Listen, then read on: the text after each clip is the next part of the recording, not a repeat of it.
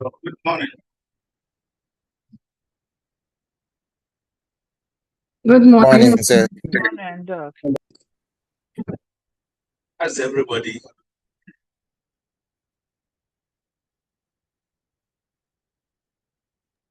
You are doing well by Yeah, God's fine, grace thank you, sir. yourself. Yes, sir. Thank you. Okay.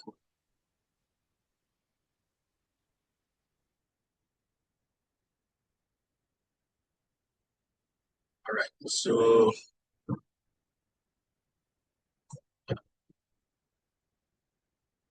actually, I just yesterday evening, then they told me your class rep, Captain Daniel, told me that I'll be taking you guys this morning, and then in the evening to our core campus. So they sent me the timetable as well, just to confirm that it's true. So I we don't know each other. Have you seen me? Yes, Yes, sir, we sir. can see you. Yes, I'm just doing that so that at least you get to know somehow peaceful with some so, as you know, my name is lecturer at GCT, definitely teaching procurement, logistics, and supply chain. I am also a student like you. Okay, I'm teaching now to be something I live on, a master's program in energy law, and I'm sure maybe I'll finish before you. So whilst I'm teaching you, I'm also being taught. So that should tell you that learning has no age limits. Depending on what you want to be, what you want to do, then to give you the direction as to what you have to, or the path you need to pass through. So after my PhD, I decided to do this. I'm also into AI somehow. I also train corporate bodies on AI issues and how to make sure your system is efficient to increase productivity. So that is it. So that is small introduction that I have. So my name, Dr. Jacob Dapilah. Most times I tell my students, people call me Jake. So if you are free, you don't mind, you can call me that. I don't have any. And also, we have to be friends. We are friends, even though I'm the one facilitating. I'm just a colleague like you guys, and I want us to be friends. Number one, then we need to feel free to interact, contribute, make suggestions, and blah blah. That is good. When we are in class, I need full concentration. Even though I may not see you physically, but it's good and it's ethical that put your phone on silent so that in the course of our interaction or in the course of the session, we don't have unnecessary interactions.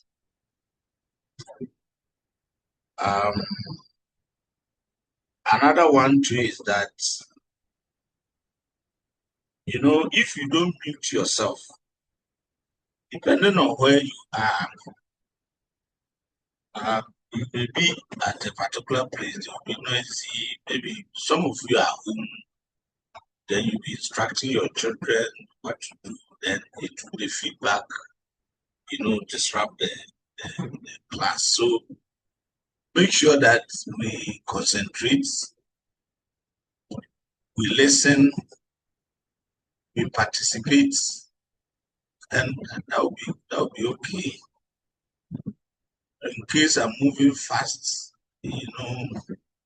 the purpose of me handling you is to make you understand. So if maybe I'm too fast or something, you can draw my attention. I'm the one creating the path, so I may not know whether there are bends. So for now, that is the message I have. So your course code to North, that is MLT 527, and the course name is MSc Business Intelligence and Procurement.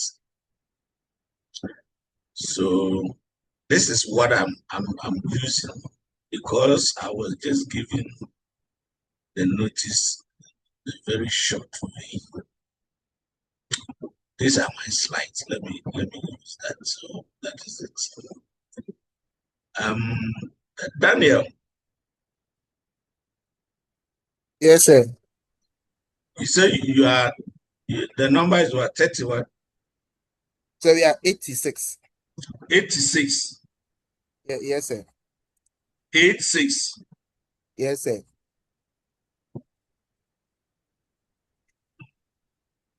Hey, then I'll mark power. 86, that's huge. Okay, no problem. And that is encouraging. I mean, the number is so encouraging. Are all of you procurement people, let's say procurement, supply chain, or logistics people, or you come from various backgrounds? So we have some that are procurement and logistic people. Some too have diverse backgrounds. Yeah. Okay, no problem. We are going to handle the side that everybody will be okay. And actually, this one is business intelligence. Most of us are using it already, but it may not have come across your mind that this is what is happening. And one thing I should also tell you is, in the course of this program, normally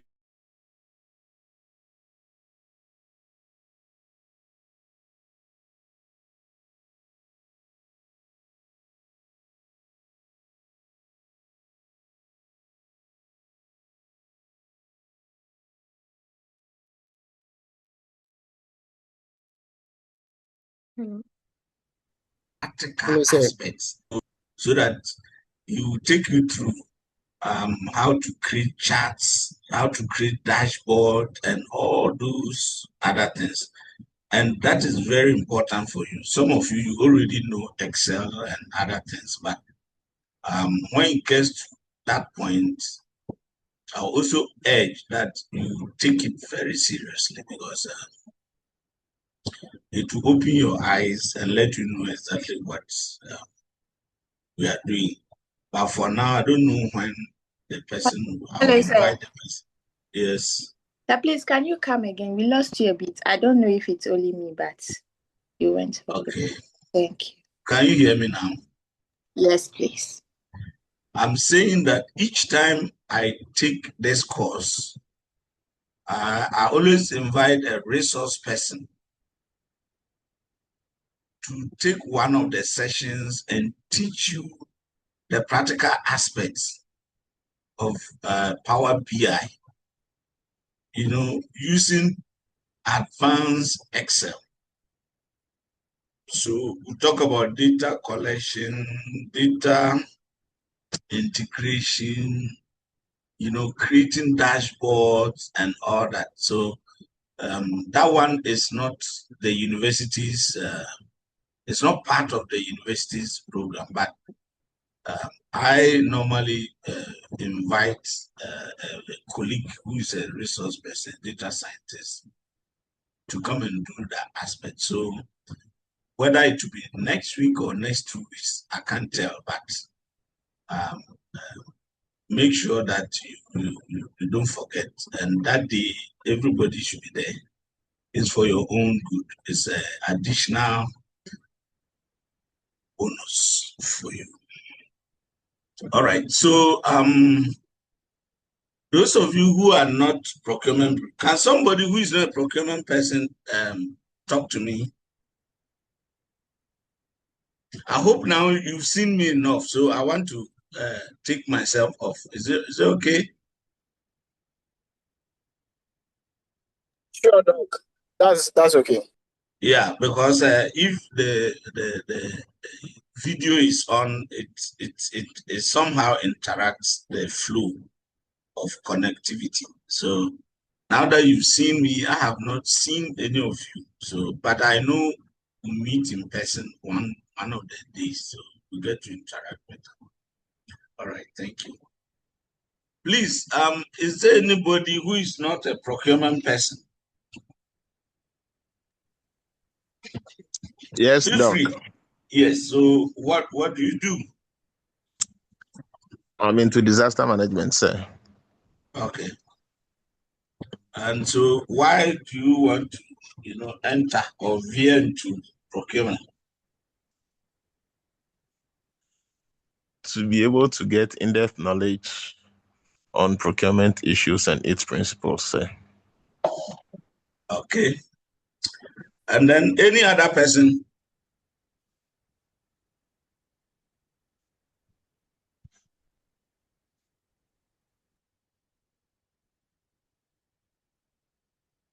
Or people are shy?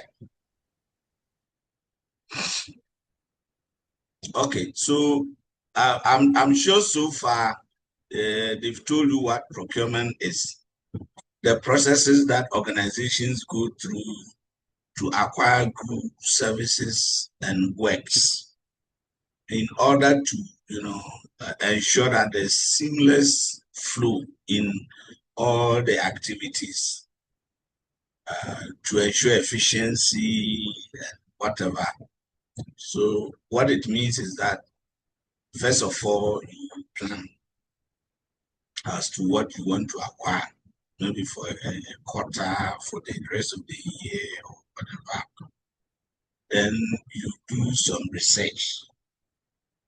This research about who are the suppliers, what are their capacities, are there going to be shortages of the items or not? So you do that kind of background research, and then when you are satisfied, you are sure, you come down, put your things on paper in the form of specification. Then you publish that. Then potential vendors who submit their bids. Then you receive these bids, you fix a date, you invite them, you evaluate based on your predetermined, criteria. Then those who best qualify are selected. You enter into contracts, then contract execution, and then contract management.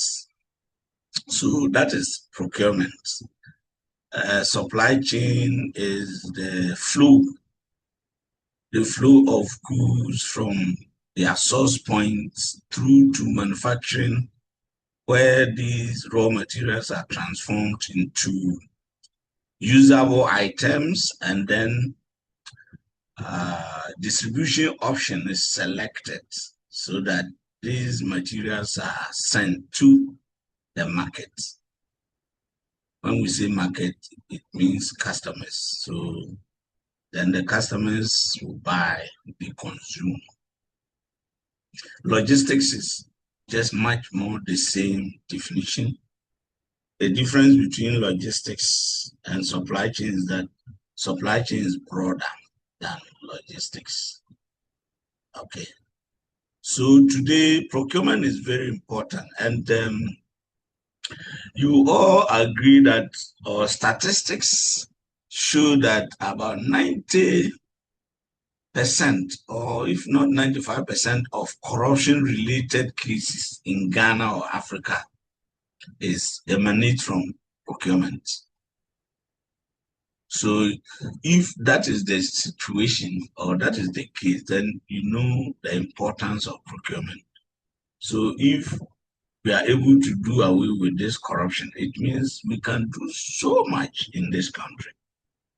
But people use corruption to do, engage in dubious means to dupe the states. So today we'll try to do something, but I'm not promising because I just got the information yesterday in the evening. And normally, the notice should be given like a week, you understand? So let's see what we want to do. Today, what are the objectives that we set for ourselves? Now, we are saying by the end of this lecture, you should be able to understand the concept of business intelligence. So subsequently, when we see BI, it means business intelligence, and its role in transforming procurement from transactional to strategic. Now, in procurement, when we say transactional, it's just maybe the day-to-day activities where you buy from people you don't have any relationship with. So, and transactional here means that you play a lot of games. And let me use an example. I get to Cantamanto and then I want to buy jeans. That kind of transaction is that kind of trade that I'm going to engage with the seller there is transactional, because after that, I don't have anything to do with the person again. So I try as much as possible to cut his throat. Then on his side too, he tries as much as possible to cut my throat, because after that particular transaction, we have nothing to do with each other. So procurement used to be like that. And that is not the best. So when we talk about strategic procurement, that is where you try to establish a long-term relationship with the supplier. Okay, sometimes you even, share a common platform. And in that case, we talk about visibility. So you know at any point what is going on. So business intelligence is all about that. We are using business intelligence to make sure that procurement becomes strategic. Strategic means it's not just a one-off transaction or activity, but you are going to be with the person for a very long time. And when you establish that long-term relationship, it brings collaboration, you reduce risk, you reduce costs, and then the system is transparent. At any point in time, you know what is happening. You set your metrics, and the system is able to, make you or allows you to make informed decision. You don't guess. So with the business intelligence, whatever procurement decision that you are making is data-driven. There is no guesswork. So you reduce a huge amount of risk. You reduce costs and all that. So that is so at the end, we need to understand. But when we say the concepts, just means what is business intelligence all about. Then two, we need to explain the architectural layers of BI and their interdependence in procurement context. So when we talk about the layers, it means if you want to integrate business intelligence in your system, there are steps that you follow. What are the steps? first of all, you don't have the business intelligence installed in your system. You now want to do that. So first, you need to gather data. Everything we are doing is configured around data. Where do you get data? Already, you have past records in terms of supplier selection criteria, performance metrics, what are your KPIs? So you can gather data from there. You may even already have something like a supplier relationship management platform. You may have enterprise resource planning, ERP. So you can collect your data from there. And data collection is very important because if you don't have data, there is no way out you can work or try to say you are building business intelligence. So you collect data, you integrate the data, you create a warehouse and all that. So we should, take each step or architecture layer. Then we try to understand what it is. But the adage, they said that garbage in, garbage out when it comes to IT. So the data collection, if you collect wrong data, the rest of the system will be bogus. You only get wrong decisions. So data collection is actually the foundation. You get the right data, then you build on that so that now you be okay. You open the door for higher productivity, efficiency, effectiveness, blah blah blah. Then we also try to identify procurement-specific data sources. So where do you get the data from? I've already explained. So you may have external, or let's say we have internal sources. So within your own organization, what data do you have? So internal data sources, then you also have external.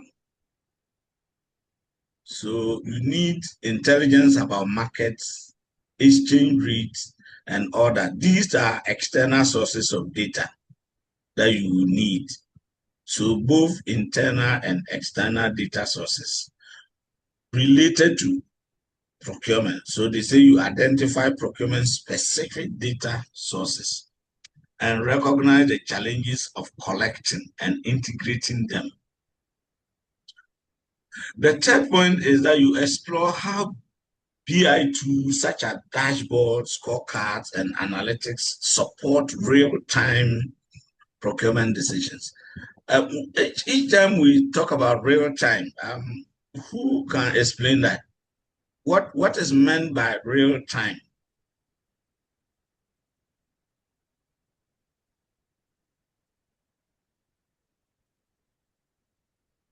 Hello? Hi. Yes, somebody wants to talk.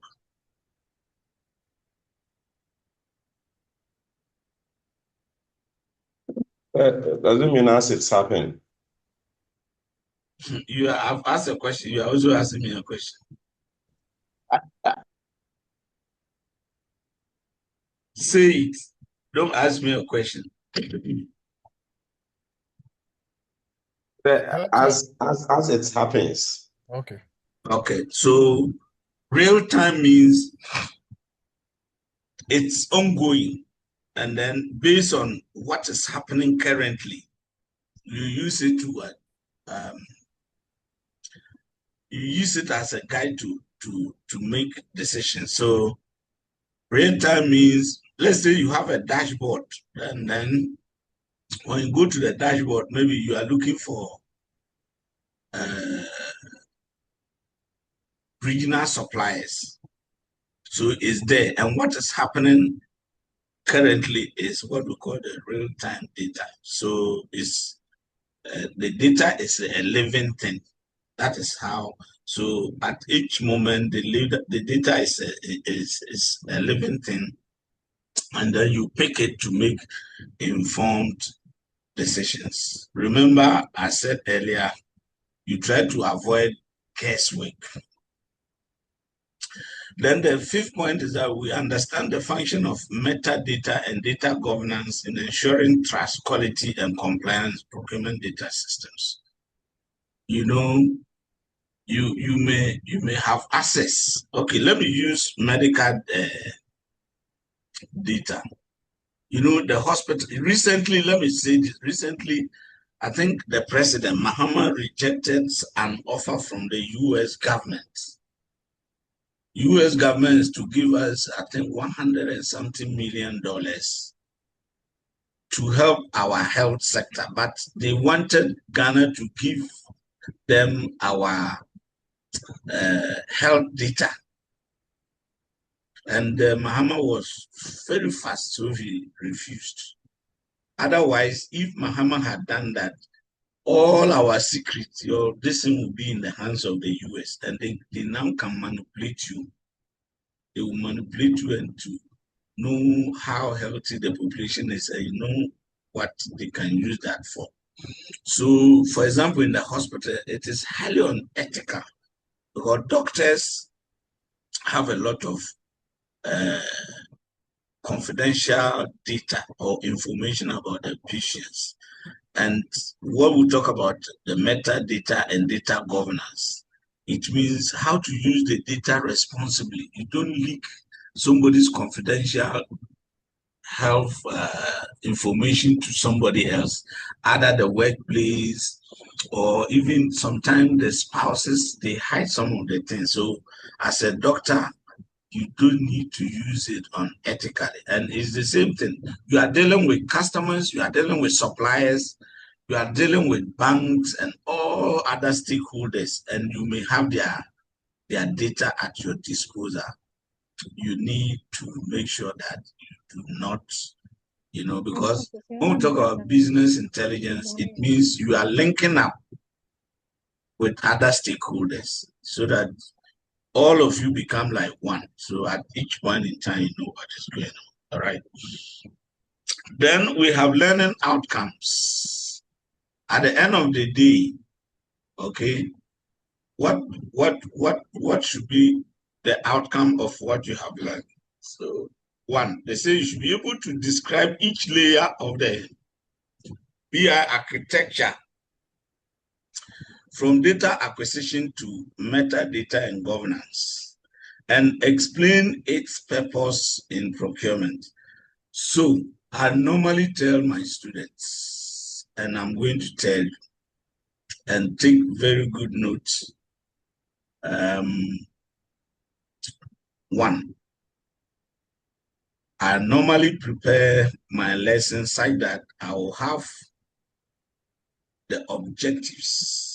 For example, today, I've read the objectives. I've intentionally, taken my time to just to explain the objective, because whatever we are doing for the rest will be informed by the objectives.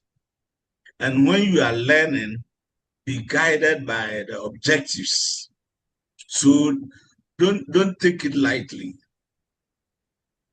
If I'm going to set exam questions, I'll be guided by the objectives and also the learning outcomes. So as I'm taking a long time to explain this, I know the reason why, and for your own good. So the learning outcomes, listen, it says after this session, students should be able to, one, describe each layer of the BI architecture. So we are taking the architecture one layer by layer. So at the end of the day, they are saying you should be able to describe each layer of the BI architecture from data acquisition to metadata and governance, and explain its purpose in procurement. That is plain language. I mean, it's not complicated. Then number 2, you are supposed to be able to map procurement systems and processes. For example, ERP, SRM, GANEPS. GANEPS means Ghana National E-Procurement System, electronic system. No, sorry, Ghana National Electronic Procurement System. Okay, that is it. Electronic Procurement System. These are softwares, but the last one here, the GANEPS, is particularly designed by the government of Ghana. And it's like a software. Okay. So how do you combine all this? Because we are saying that if you want to develop or install the business intelligence, first of all, you have to, gather data. You have to gather data. So if already you are using ERP, you have information there. If you are using SRM, that is Supplier Relationship Management, you have information there. Then if you are using GANEPS, so GANEPS, definitely that is more related to public procurement because it's developed by the government of Ghana. Okay, so you map public procurement systems and processes. Example, these 2 corresponding BI layers. So the BI doesn't mean that you abandon what you are doing. You are going to integrate all into one system. Okay, and so the information that each system has now is integrated into one system, one big system in a warehouse. That is what they call it. So that it makes work so easy that every decision that you make is scientific. When you say scientific, it means you make decisions with precision. It's data driven, no guesswork and all that. So that is it. So here, these learning outcomes will inform the question that will be set. So if you learn these objectives well, then you come to the learning outcomes. You can predict something as you are learning. You can predict. I can surely tell you. So I'm telling you so that it will guide you. It will guide you. All right. Now, number 3 is to discuss practical tools and examples such as sourcing events, supplier scorecards, audit trails, and dashboards. Sourcing events. Sourcing is just about the acquisition of what you need to ensure that your business runs smoothly. So bidding, procurement methods, supplier selection, supplier evaluation, identification of risks, a whole lot of things. So we are going to do that. So that is it. Then number 4, explain the importance of clean integrated data for procurement performance monitoring and strategic decision making. So as I said, when you collect raw data, you have to clean the data. If you don't clean the data, it means you may not be able to develop a very clean platform. So every data is like when you are even doing your thesis, you design your questionnaires, you send the questionnaires out for respondents to fill. So when they fill, you collect them, then you have what you call your data. But before you start to do your analysis to the demographics, the percentages, that the descriptive statistics, inferential statistics, you first of all need to clean the data. So when you clean the data, then you run the data, then whatever comes out to be accurate. So, and that is what number 4 is talking about. So you explain the importance of clean integrated data. So if the data is not clean, as I told you, whatever decision that you use the wrong data for, it will also be giving you wrong outcomes. So data collection, data cleaning, they are very critical in building business intelligence. Then you have to also analyze how BI supports procurement goals like supplier evaluation, risk management, cost efficiency, and compliance. Very, very, very critical. So if you are using your own head or manual means to evaluate suppliers, the chances that you make a lot of mistakes are there. But if you are using the system, business intelligence, it will give you accurate, information. Then risk management, what are risks? Okay, these risks are normally on what do you call it? Uninvited. Sometimes you can invite risks anyway. Uninvited events that may occur alongside your routine work. So, for example, US, Iran, currently, US, Iran, is taking place far away from us. But if you are going to buy fuel at the pumps, you feel it. Maybe US, Donald Trump, and then Israel, Netanyahu, they are far away and they create problem. And then every human being on this earth will bear the consequences. So that is one of, it's a supplier risk. So supplier evaluation, if you don't evaluate the supplier well and you go and select a very shoddy person, a supplier, or somebody who has not got the capability, the competence, you are sure to lose a lot because you didn't do the work well, because you need to select and evaluate and get the right person who has the right competence, the right capabilities, and then all that. Otherwise, you have a problem. Then risk management. As I said, one of the greatest risks is supply disruption. So now the Strait of Hormuz is closed, and you might have known already that daily oil supply to the world, 20% comes from just that place. So you can imagine.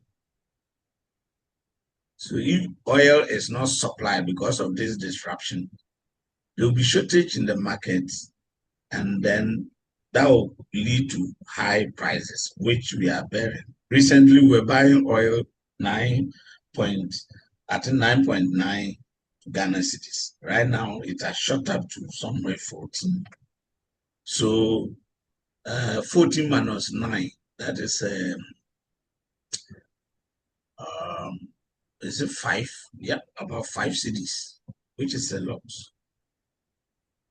And that 5 cedis, if you are individual, you may see it as something small. But take these shipping lines or people who are operating fleets, okay, like these logistics companies.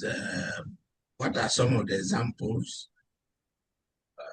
Micro logistics. Those days we have Stellar Logistics, who have fleet of trucks, then accumulate this 5 cedis difference and then see how much the cost is. So it's not small money. And then the shipping lines or the airlines. So, and that cost will definitely be transferred to you, the customer.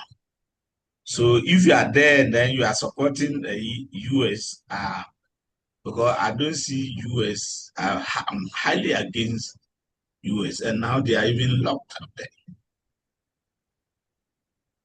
Why will you go to somebody? Look at what they did to Venezuela.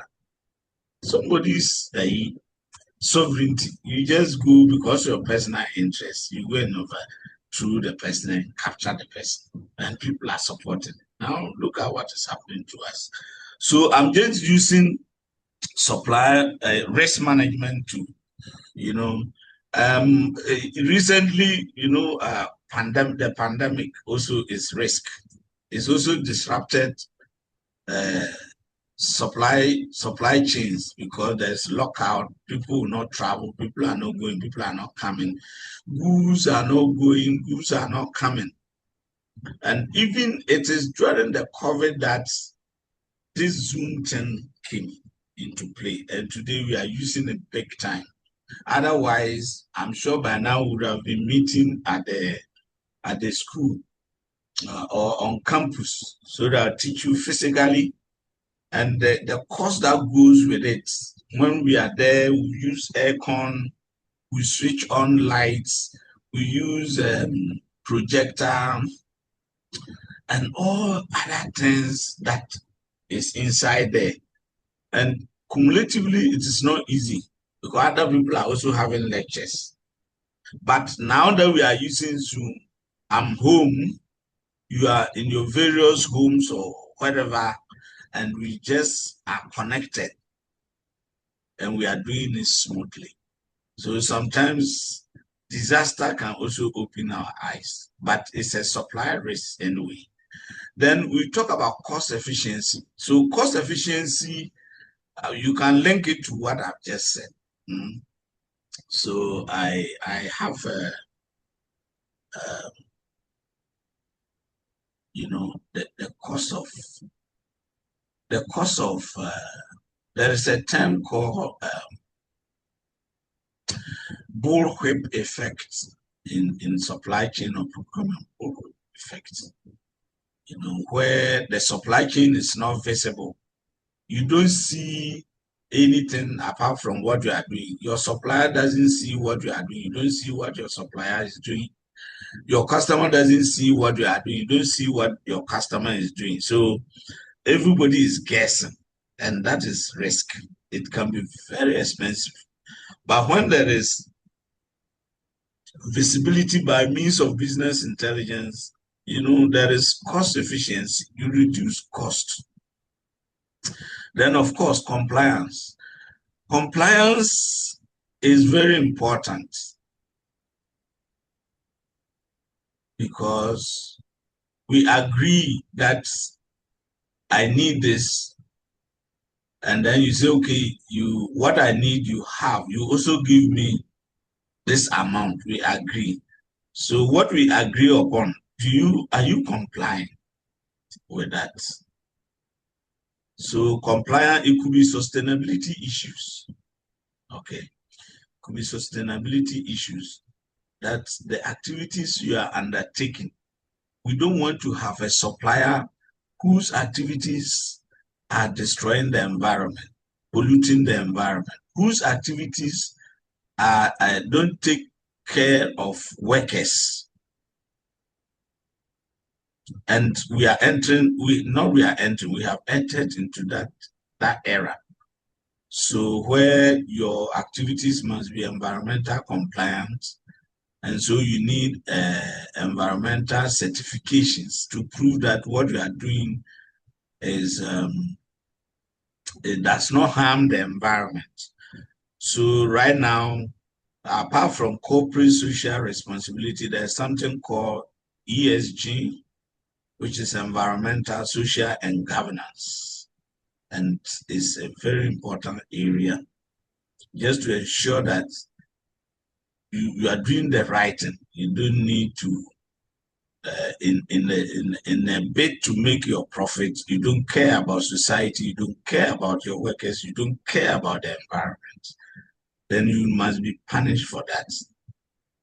But if there's no transparency, by means of, say, business intelligence, you may not be able to actually determine this compliance issue. So that is that. Yes, so I've spent a lot of time. Don't worry. What the objectives plus the outcome, very critical for you. It will guide you to know exactly what you need to know at the end of the program. So take it serious, and you can learn it. You can use some hours to learn it well, and I will not deceive you. If I'm to set my questions, the questions will be informed by my learning outcomes and the objectives of the program. Any issues so far?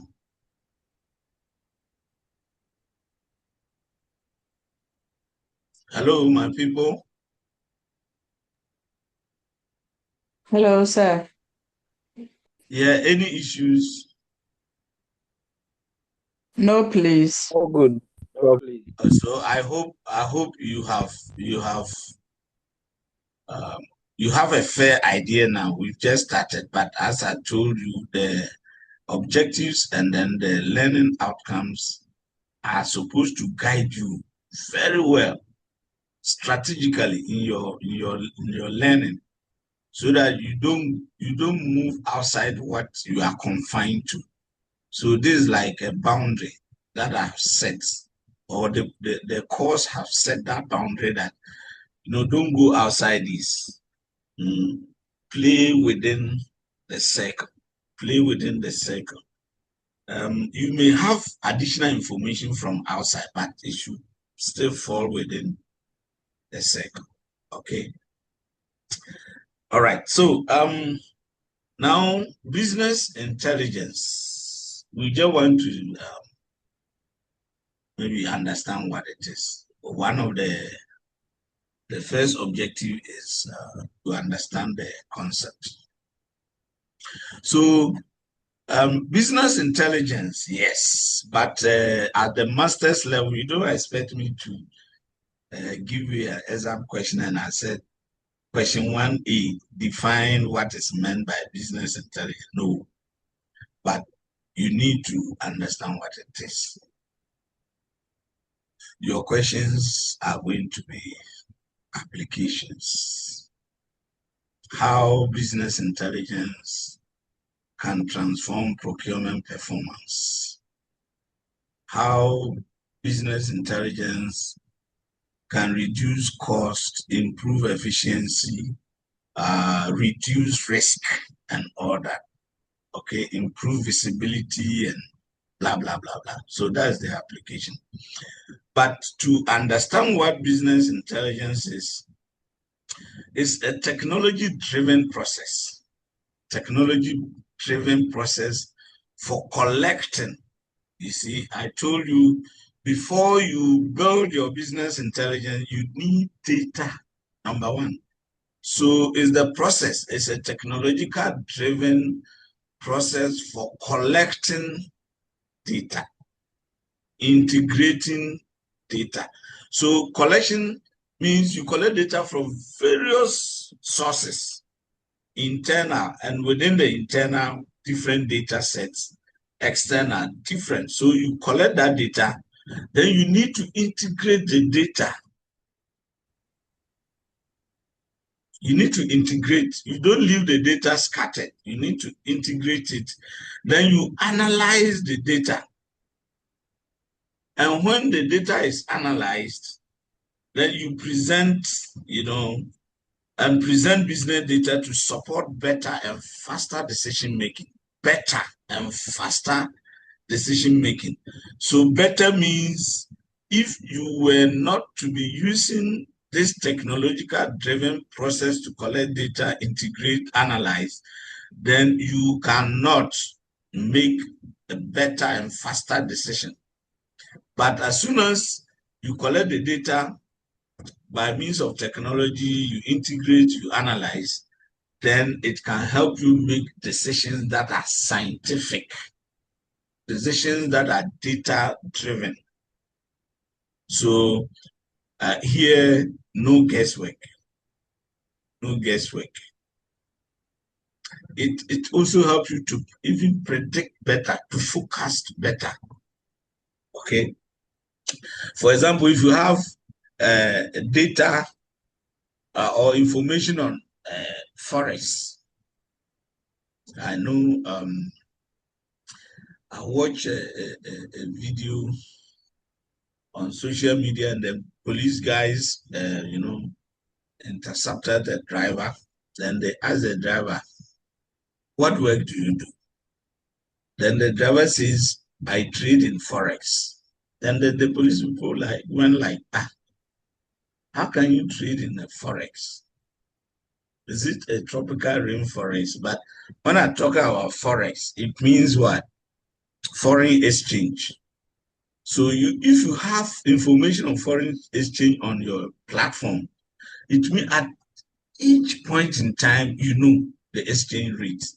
And if you know the exchange rate and you are making a decision, do you guess? You don't guess. You because the system is telling you this is the exchange rate, tomorrow this is the likely one, then you see that your investment decisions, it tells you the market prices and blah, blah, blah, blah. So if you have all this real-time data, it means you will not guess. You make an informed decision, procurement decision. So in procurement, the definition given is general. Technology-driven process for collecting, integrating, analyzing, and presenting business data to support better and faster decision-making. This is general. It applies to HR, marketing, all of that. Then we want to narrow it to what we are doing. So we are doing business intelligence in the context of procurement.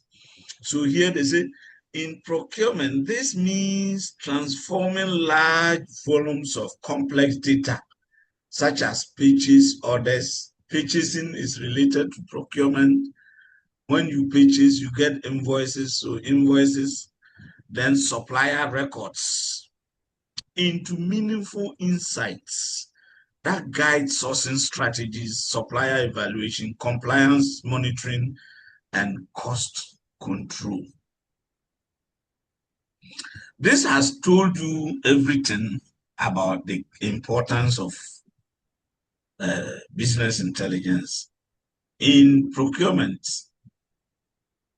So in procurement, we have some key, pillars that without this intelligence, you suffer. You make wrong decisions, you increase costs, you make, expensive guesses and all that.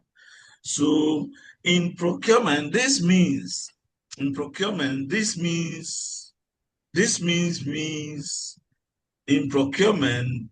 BI means what? Transforming large volumes of complex data, such as purchase orders, invoices, supplier records, into meaningful insight that guides sourcing strategies, supplier evaluation, compliance monitoring, and cost control. So we have narrowed the definition to procurement specific level. Okay, so that is that. Now, the core purpose in procurement using BI.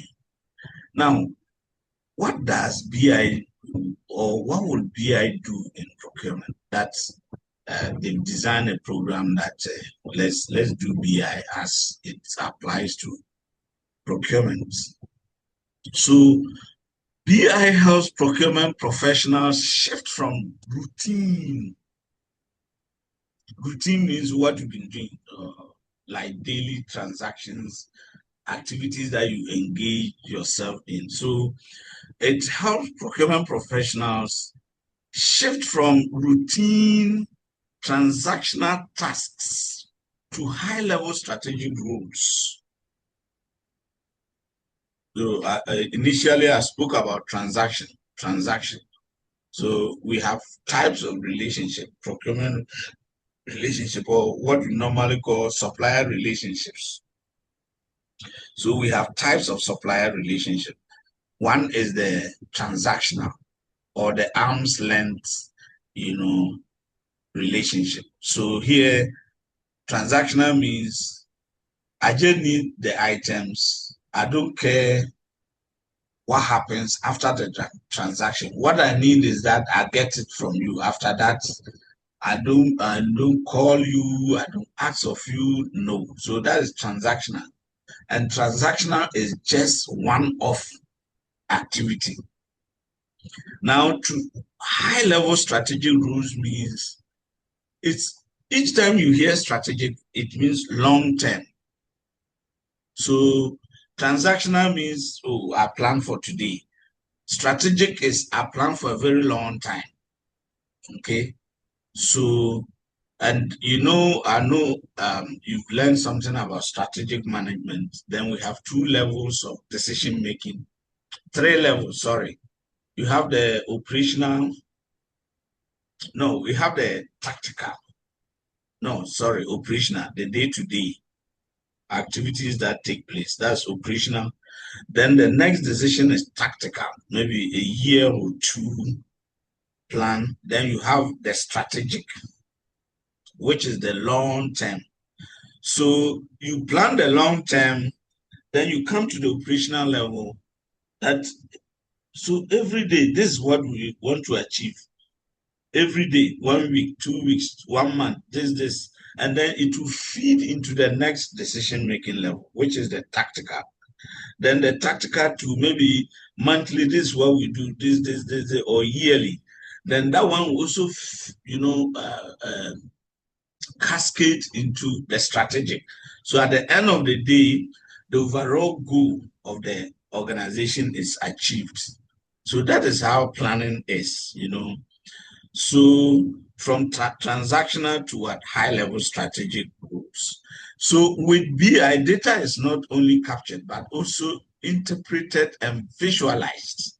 So we don't, as I said earlier, you need to gather the data first, and that is the foundational level. And I said that if you get the wrong data from the beginning, that means all that we are going to build will be wrong. And the decision that you are going to make will give you wrong results. So collecting data, you must be extremely careful. That is why you collect the data. You still need to clean the data to ensure that everything is intact, and that what the data is so clean, and that when you are using it to make your decision, the decisions are going to also be clean.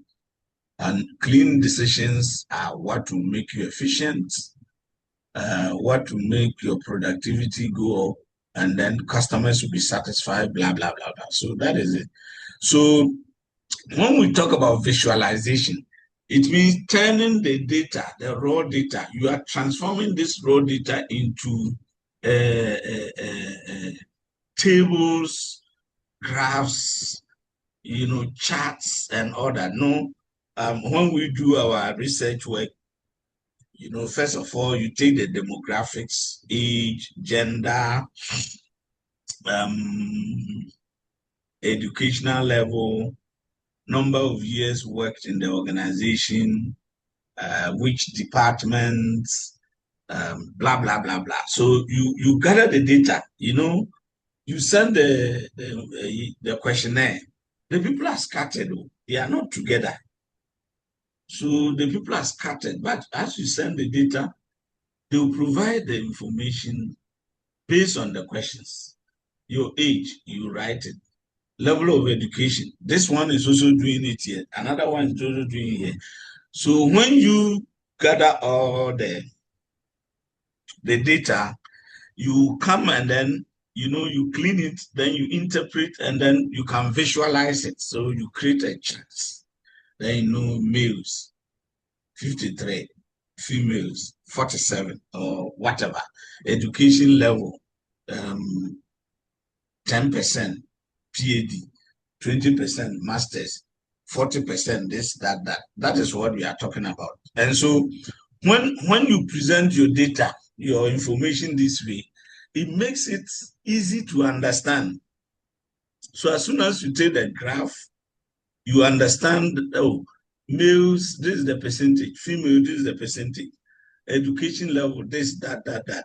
So as I said, most of us are already using these things, but the concept and the processes that lead to that, I mean, these are data scientists who work it out. But at least we, as at the master's level, you may be asked to write a proposal, okay, as to how we can transform our current system and then install what business intelligence. Then you should be able to, write something for them. When you write a proposal and it's accepted, you are not going to do the work. They will employ or they will hire a data scientist who will now come and then look at your data, collect the data and then begin to do all that we are talking about. So what we are doing is not technical. And I mean, the practical aspect, as I said, so a data scientist will come and take you through this, like the normal Excel, but at least you go details, then they will build a dashboard so you see the visualization, the presentation we are talking about, using the graphs and all that. Now, these visual tools support proactive decision making in areas such as supplier risk, price forecasting, delivery performance, and sustainability tracking. Now, listen to this. It says that core purpose in procurement. The core purpose of using BI in what? Procurement. And it's how many lines? I think 5 lines. But it says a lot. So when you are learning and you learn with strategy, you get it better. Okay. Don't just see, oh, the notes plenty, then you are learning anyhow. You learn with strategy. You fetch out what are the core issues that we can use BI to solve in procurement. We are doing BI in procurement. So the question is, why are we doing it? And what can we use BI to transform procurement activities? And what are the core areas that the BI can support us? Okay. All right. Now, real world impact. Without BI, procurement teams may operate in silos. In silos means operating in isolation. Without BI, procurement teams or professionals will be working in isolation. Each team or each person is doing his or her own thing. Sometimes what employee A is doing, employee B is doing the same thing, and then they are duplicating. So at the end of the day, the two of you are paid a certain amount of money, but you have created the same work. So it means one will not be used, but you have been paid. But if you don't work in silos, you are all using the BI, the central system, then you cannot duplicate what somebody else is doing. Somebody has gathered information about supplier A, but we are not using BI. So another person has gone to the same supplier A to retrieve information. At the end of the day, the same information has been released and retrieved, which is duplication of work. But if there is BI, supplier A's information have been retrieved. As soon as you get there, it will tell you. It will even show that this is the information. So you don't need to go and be working on something that has already been, dealt with. So one key thing is it avoids duplication. So I will take this particular one again, that without BI, procurement teams may work in silos. Silos means, you are not connected. So everybody is doing his or her own thing, thinking that I'm doing the right thing, the other person is also doing. We don't see what each other is doing. And then at the end, we may be doing the same thing. Waste of time, resources. So procurement teams may work in silos, rely on guesswork, and lack the transparency needed for accountability. So this is without BI. So without BI, what problems do we encounter? And here can guide you, we can create a case study. Then we create a case study to see that a particular company was operating without BI, and then these are the issues they were encountering, and that has led to inefficiencies, increase in costs, blah, blah, blah, blah, blah, blah, blah. So the case study can talk about those things. Then later the case study will say that given these problems, management has hired you as a top-notch BI in procurement. So you are coming to, provide solution to what? To the problems of the company. And that would be a nice case study, Maybe alongside we'll have a case study, then you see how you can apply it. So without BI and then with BI. So before and after scenario. So without BI, procurement teams may operate in silos, rely on guesswork, and then lack the transparency needed for accountability. Now, so that is without BI. Now, with BI, procurement becomes a value-adding function that aligns with broader organizational goals. Definitely, every organization's goal is to make profits, is to grow, is to reduce costs, improve efficiency, and all that. And how can you grow? How can you reduce costs? How can you improve efficiency? It means if you want to achieve all this, which are value-adding activities, then you must make the system transparent. And how do you make transparent and visible? You need business intelligence.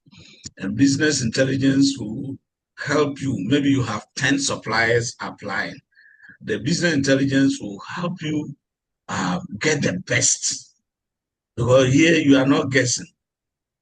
When you have the real data about these, suppliers or vendors, you have the accurate data about them, then you just let the BI do the job and then to come out with the best, no guesswork. So this real world impact is actually a before-after scenario. Before without BI, after with BI. Are we okay? Yes, good. Doc. All right. I hope everybody is connected. Well, I've not even checked the number. Yes. Okay, Please. we have 65. Because if you take me out, it will be, there is 66 here, but when I'm out, it means 60. Okay, 67 now. And we are 86. It means a lot of people have not joined, right? please, if you don't join at the end of the day, you don't blame anybody. So as much as possible, try to partake in the class. If you don't partake and then later you want to ask somebody, and then some people too, maybe because it's being recorded, they think that when they don't attend, they will still listen to it. But it's important though. But interaction is sometimes the best. All right. So, what are the rules of BI in procurement? You know, in procurement, supply chain, and logistics, one key thing is about tracking.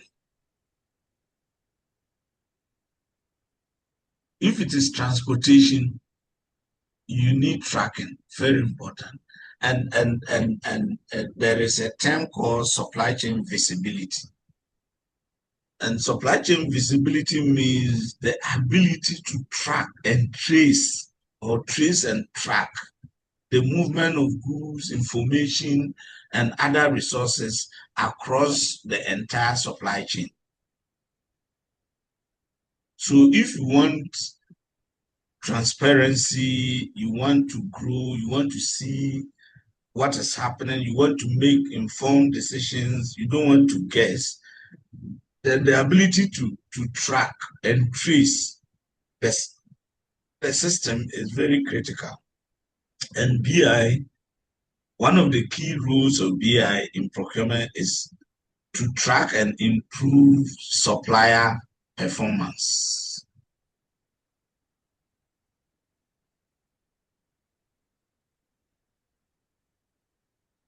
You know, because we are not just dealing with maybe procurement or supply chain, but the point is that companies or the activities of companies are interdependent.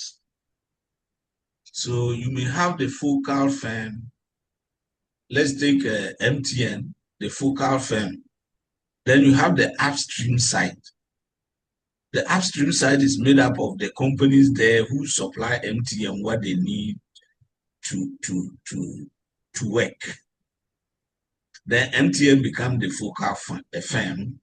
Then the downstream aspect is made up of the customers who also, draw their items from MTN. For example, some of us are customers of these telecos because we buy data, we buy credit, and then other services from them. Then maybe Vodafone or MTN, they also rely on people who supply them with maybe chips, fiber optics, the mask that they mount. So it's not MTN that is doing all those things. Their core mandate is maybe concentrate on services, data, credit. But the laying down fiber optics, the masks that they mount around, people are doing it. Different companies are doing that. So, but if those things are not there, they will not be able to perform well. So you have the gadgets, you have the ability to be able to, you track. When you track, then you get to know what suppliers are doing, their actual performance. If they are not performing well, you may call them and then renegotiate and talk to them. Or alternatively, you may opt for other suppliers who you think will do good. So one of the rules of BI in procurement is to track and improve supplier performance, because you get your sustenance in business depends on your suppliers. So if, let's take example, you are a kinky seller or you are operating a restaurant, maybe Papaya.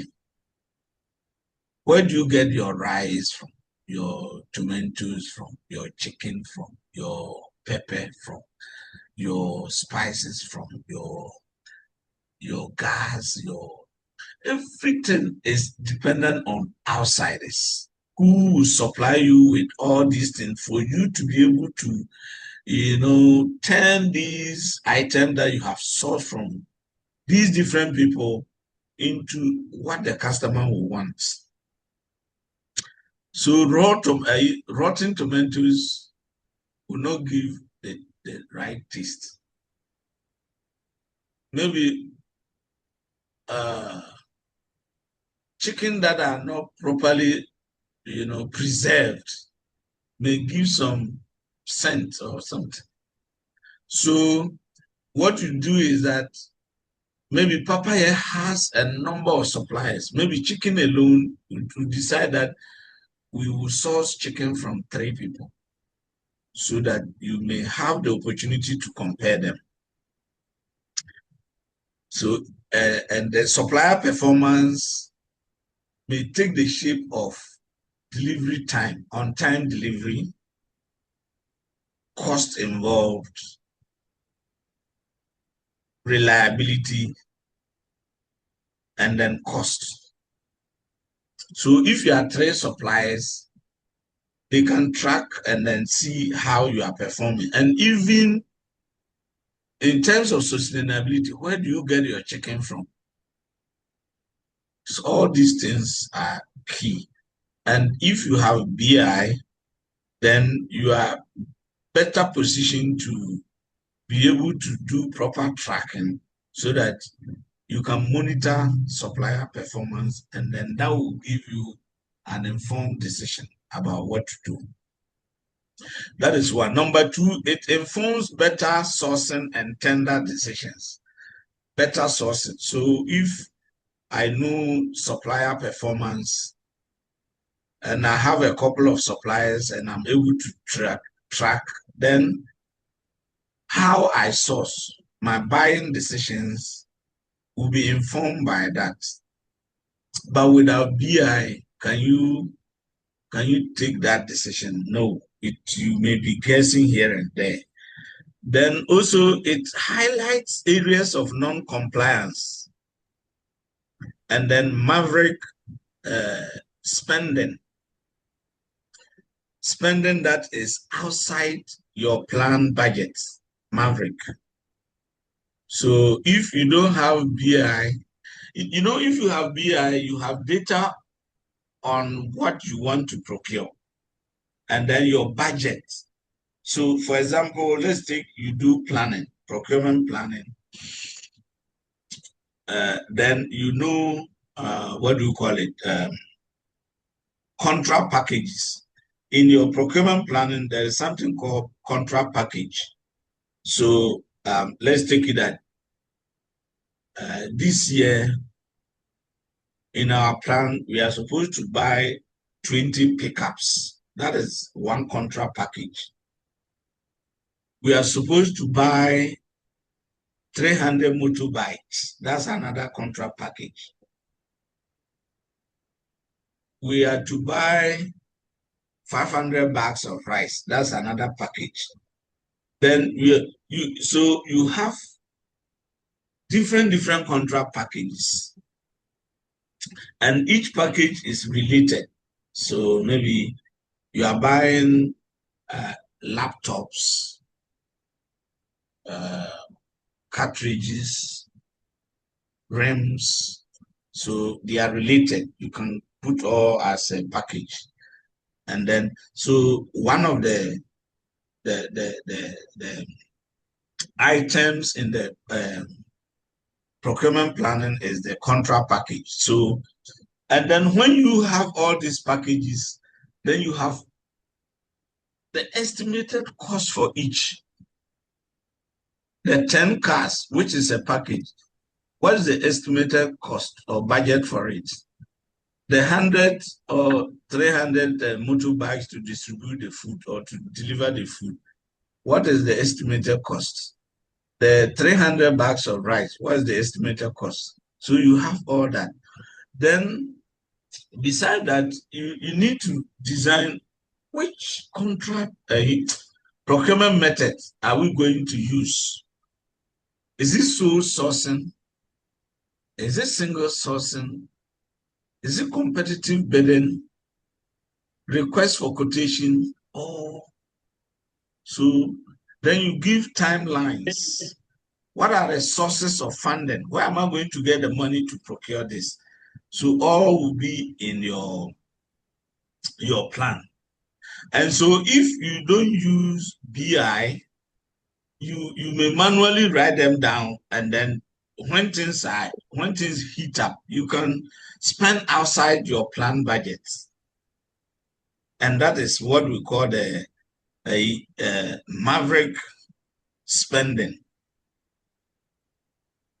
You may also have compliance issues. But definitely the things that you are doing are so many scattered, and you may forget that you have already even done something. You go and do it again. The lay down rules that you are supposed to comply with, you may forget and all that. Then something that you have not budgeted for, you see yourself buying. But with BI, you avoid all of this. Then the next one is, yes. So please, let's Daniel. So please, it's past our break time, and I said I want to inform you. My hand has been up since, but Oh, I have not seen no. All right. yeah. Sorry. So we're supposed to be on break at 10. So yeah. Is it Daniel? Yes, sir. Okay, Daniel. We are supposed. What time are we closing? 12. Yes, sir. We are closing at 12:30. Okay, so it means you people were hungry, right? Me, I've already taken some small bread and tea. That's all right. wonderful. So no problem. Let's take some 30 minutes of off. Okay. All right. So we'll So come back. Yes, sir. We'll come at 10:45. 10:15. 10:45. 10:45. Okay.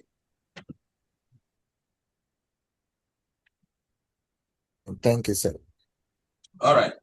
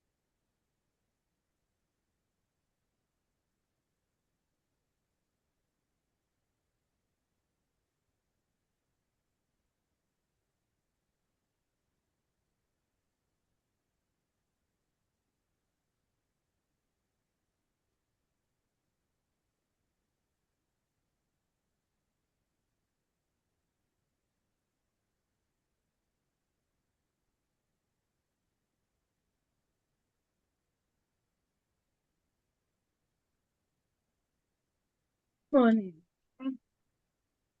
Find out whether you came. Auntie Cynthia couldn't help me because she was busy. So if you are, then you can help me with it, okay? If not, anytime you get to the office, then help the liftings, okay? Thank you. I was actually calling audio, not video. So that is it.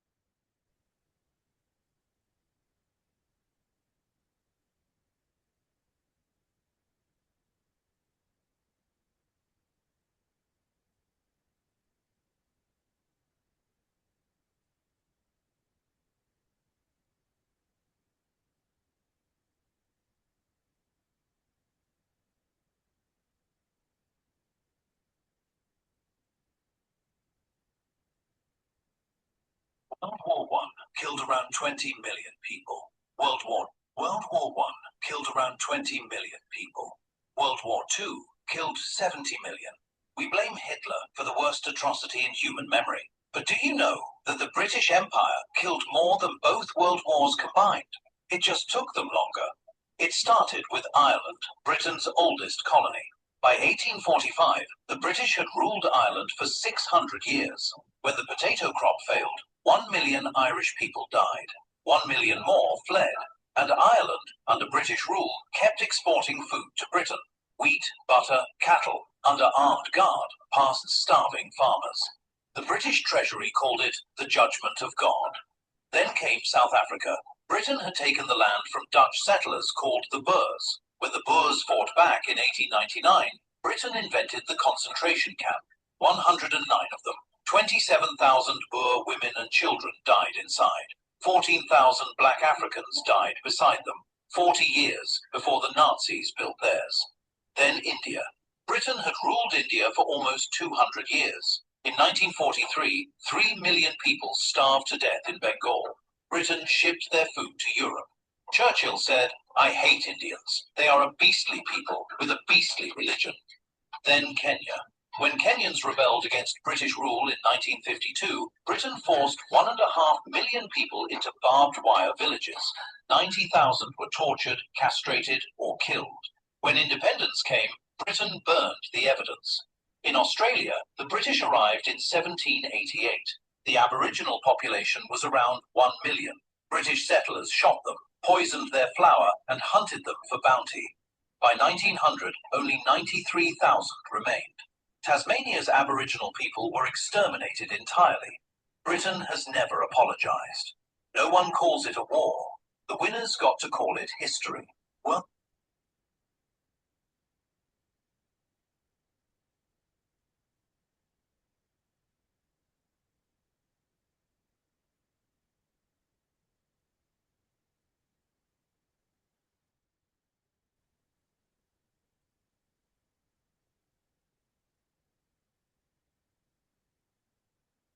Charlie, watch this video and tell me how long I've been saying this or how long I've been preaching this on this app.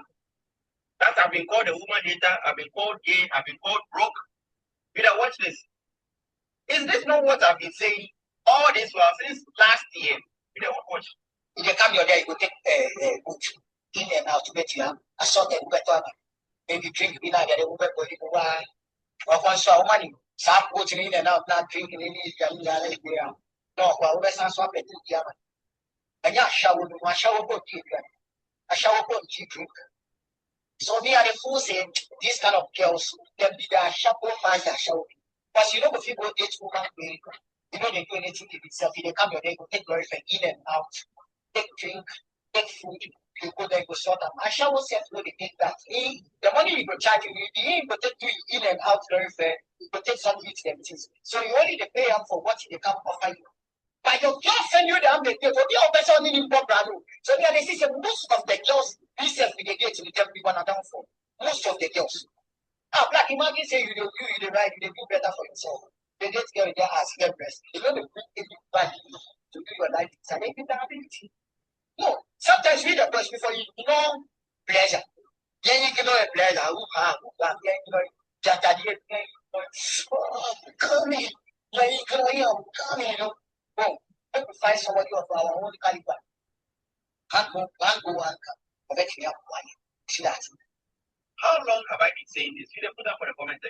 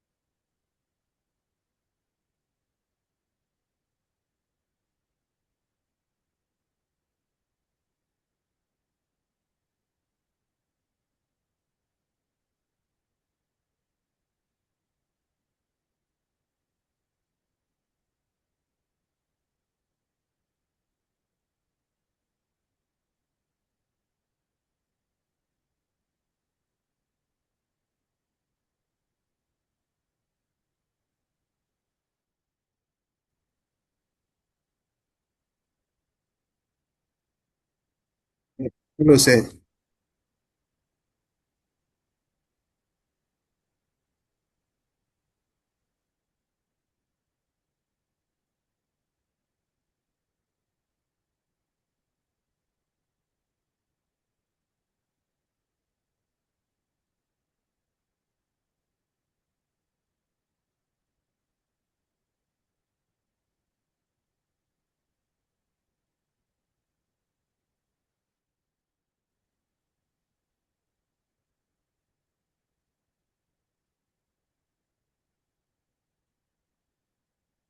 Daniel,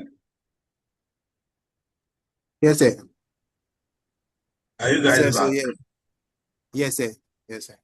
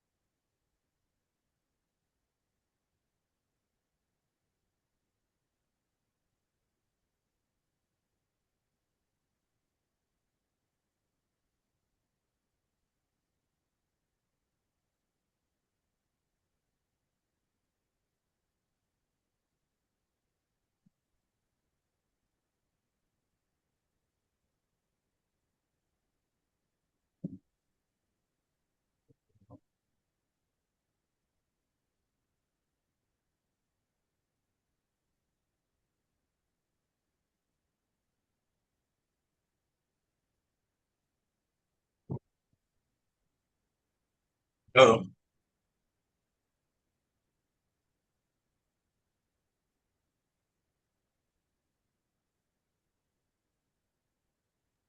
Hello, Doc. Doc, we are here. We can okay. proceed, Doc. So let's do something smaller. All right. So please, is everybody around? Yes, Doc. Yes, Doc. Sure. We are hoping if you can go back to the point 2, the highlight areas of non-compliance and the move rate spending. Oh, okay.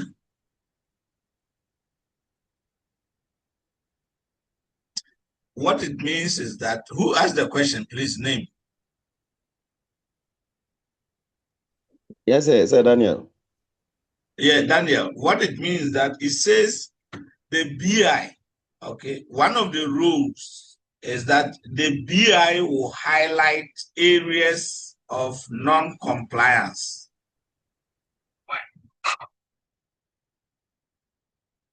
Hello? Yeah, hello, Yes, we Doc, can hear you, we sir. can hear you. So one of the rules is that when you are using a BI, and there is non-compliance or maverick spending, it will flag it. So it will highlight areas where there is non-compliance and also maverick spending. So, for example, you are using the BI and then you have your plan budget, and then you find yourself trying to buy things that are not part of the plan. The system will flag it.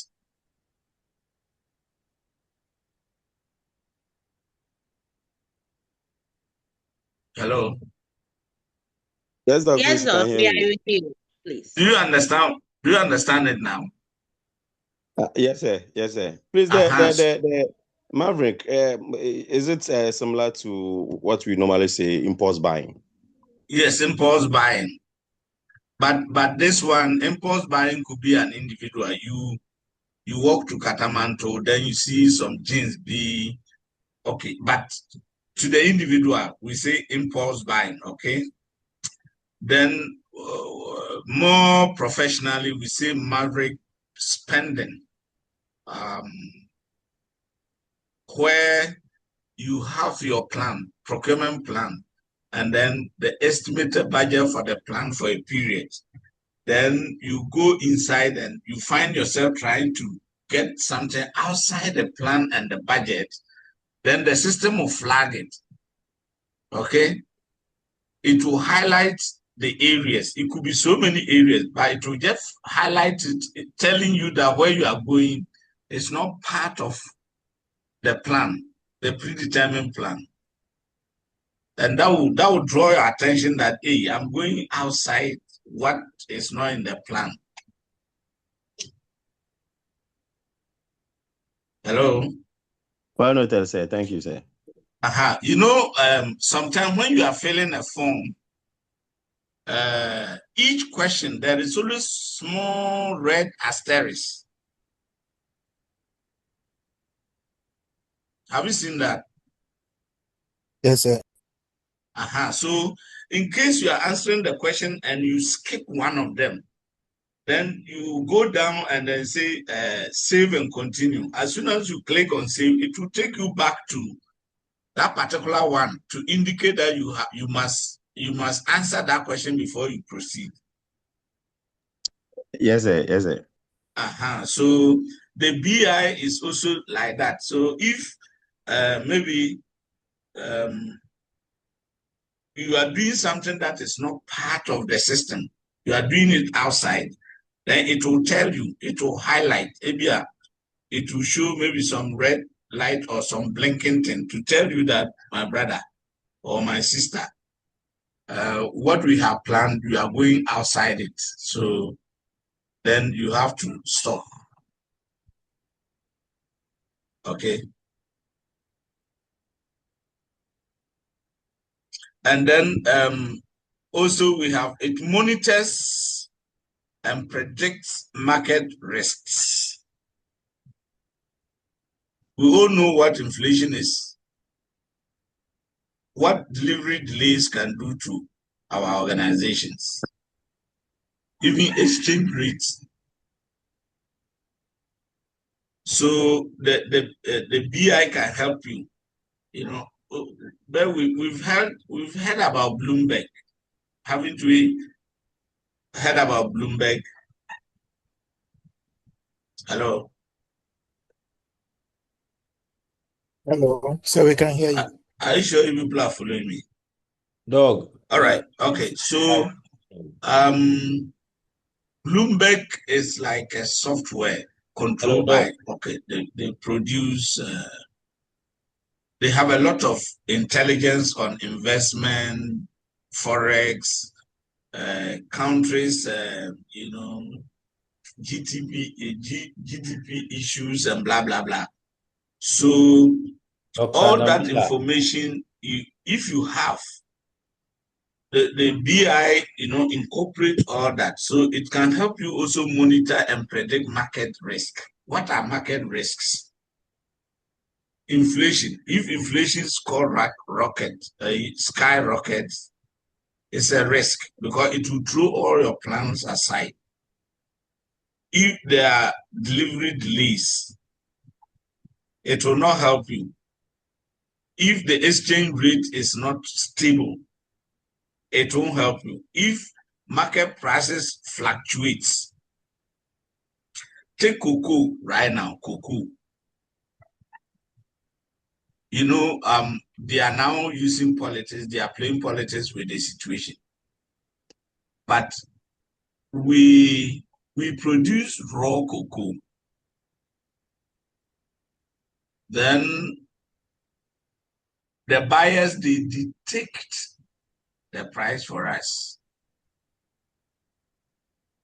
Then when they dictate this price, we accept, they buy, then they will transform this cocoa raw beans into chocolate and things. And they will now also dictate what they've turned the cocoa into to us. So we have no say. One, we just produce. Then they will tell you this is how much you buy it. You have no say. When they buy it at that, they will go and process it and dictate how much you are supposed to buy the process, the value-added cocoa again. And I'm saying that price fluctuation is a risk. Okay. Inflation is risk. Delivery delays, risk. Foreign exchange, risk. Let's take some few years back, like 2-3 years back, you saw our exchange rate. Sometimes $1 is 17 Ghana cedis. So let's take it that you have 100,000 Ghana cedis, and you are to buy dollars. You are an importer, so you are to sell these cedis and get dollars. You are to buy dollars with 100,000. And let's assume that at the time you are buying the dollars, the cedi is 15 Ghana. Then you exchange it for amount of dollars. You import the goods. The next time you want to export the next batch, the dollar shoots up to 17. It means you may have the same amount of money, but you can't get the same amount of dollars. And so it will affect your business. But we are saying that with business intelligence, it will help you forecast. You monitor risk, you predict the market. And what are the key sensitive issues in the market? Inflation, price, delivery, forex, and all that. So for example, cocoa like this, look at what has happened. And the market price has fallen so drastically. And so you cannot be, it is not wise to buy something for 2 cedis and you come and sell it for 1 cedi. You collapse. So government has to adjust. And Ivory Coast self is worse.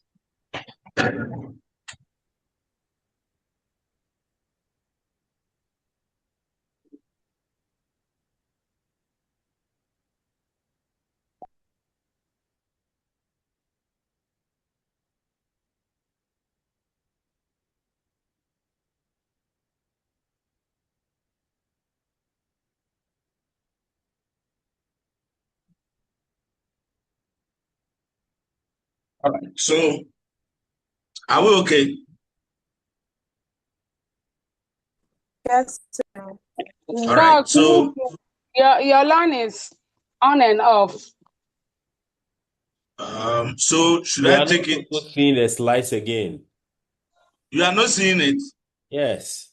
All this while. Sorry, let me share. So we can see it. Not all of us. Maybe they can refresh their own from their side because some of us can see. What about now? So we can see. Yes, we can see your screen. So. Okay. So the last point I was making is that the BI monitors and predicts market risks. And we've given examples of those risks. Inflation can be risk. If it comes down, it's okay. Price goes up or down, depending whether you are buying or selling. Then suppliers may delay in delivering what you need. Imagine in the agreement, your consignment is supposed to arrive at a certain date. Then even in 2 weeks after that date, you haven't gotten your consignment. You can imagine the consequences. You've also promised maybe your customers that within this date, I'll get it. So maybe 2 days after that, come. Now 2 weeks time, your consignment is not there. It's risk. So you have a whole lot of risk. But we are saying that at least if you install BI, it will tell you that this will happen in 2 weeks, this will happen next week, so that you plan. You can also, transmit that particular information to your stakeholders that this is going to happen, this is going to happen. So you see that people are monitoring what is happening at Iran, the Strait of Hormuz. So as soon as US or Iran takes a decision, then maybe they block the area, suddenly fuel prices will shoot up. Fuel and gas prices will shoot up. So everybody is monitoring the situation. Or if that passage is blocked, it means there will be shortage in the market. And when there's shortage, it means demand will be higher than supply, and that will cause price hikes. Okay. And at the same time, delivery delays. Somebody has ordered oil or gas from that area, and then when it got to Hormuz, they blocked the place, so delivery will delay, and the consequences. So if you are not using BI, you may not be able to see all these things, and they can take you by surprise. But if you are aware, you plan against that. Then it also enables real-time performance tracking across categories and regions. So depending on, if we take Ghana, our regions can be the 16 regions. Greater Accra, Ashanti, Upper West, Upper East, Northeast, Savannah, Eastern, Volta, Central, blah, blah, blah, blah, blah, blah. But sometimes we can also classify regions based on, say, West Africa, North Africa, Central Africa, East Africa, Southern Africa. We can also consider regions as Europe, Northeast Asia, Southwest Asia, Pacific, blah, blah, blah, blah, blah. Okay. So you can also do that. So it depends on what we define as region. Categories are related items that you put together. Okay. So the BI will enable you to track performance across categories and regions in real time. So what is happening? Maybe the ship takes off from Japan. Then your system is tracking it. Then what are the categories of items? It's in the system, you are tracking it. So from Japan, you are going to take delivery of the items in 2 weeks' time or 3 weeks. And then already you know the categories of items that are being brought and all that. So you plan ahead, and you can also, based on this information, communicate rightly to your customers or your stakeholders. So everybody is aware of what is happening.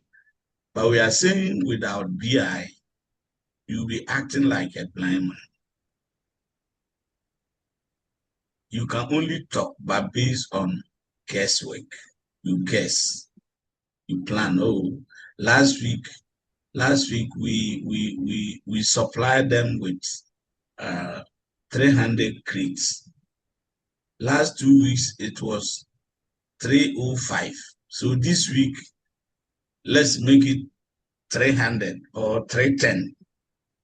You see, it's just based on speculation. But if the system is working, for example, let me say this before we move to the next one.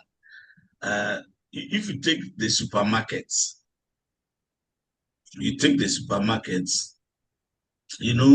these days, any supermarket that is serious, no manual, point of sale. You use barcodes. You take the item there, they scan it, the price, everything comes. It makes, to ease congestion and to also make the customer satisfied and all that. But apart from that, you may be dealing with a supplier of, let's say, provisions. And then your supplier is maybe a middleman for Nestle or Unilever or whatever. But you have a common platform connected. So as you are selling, Milo, the rate at which it's moving, we call it inventory turnover.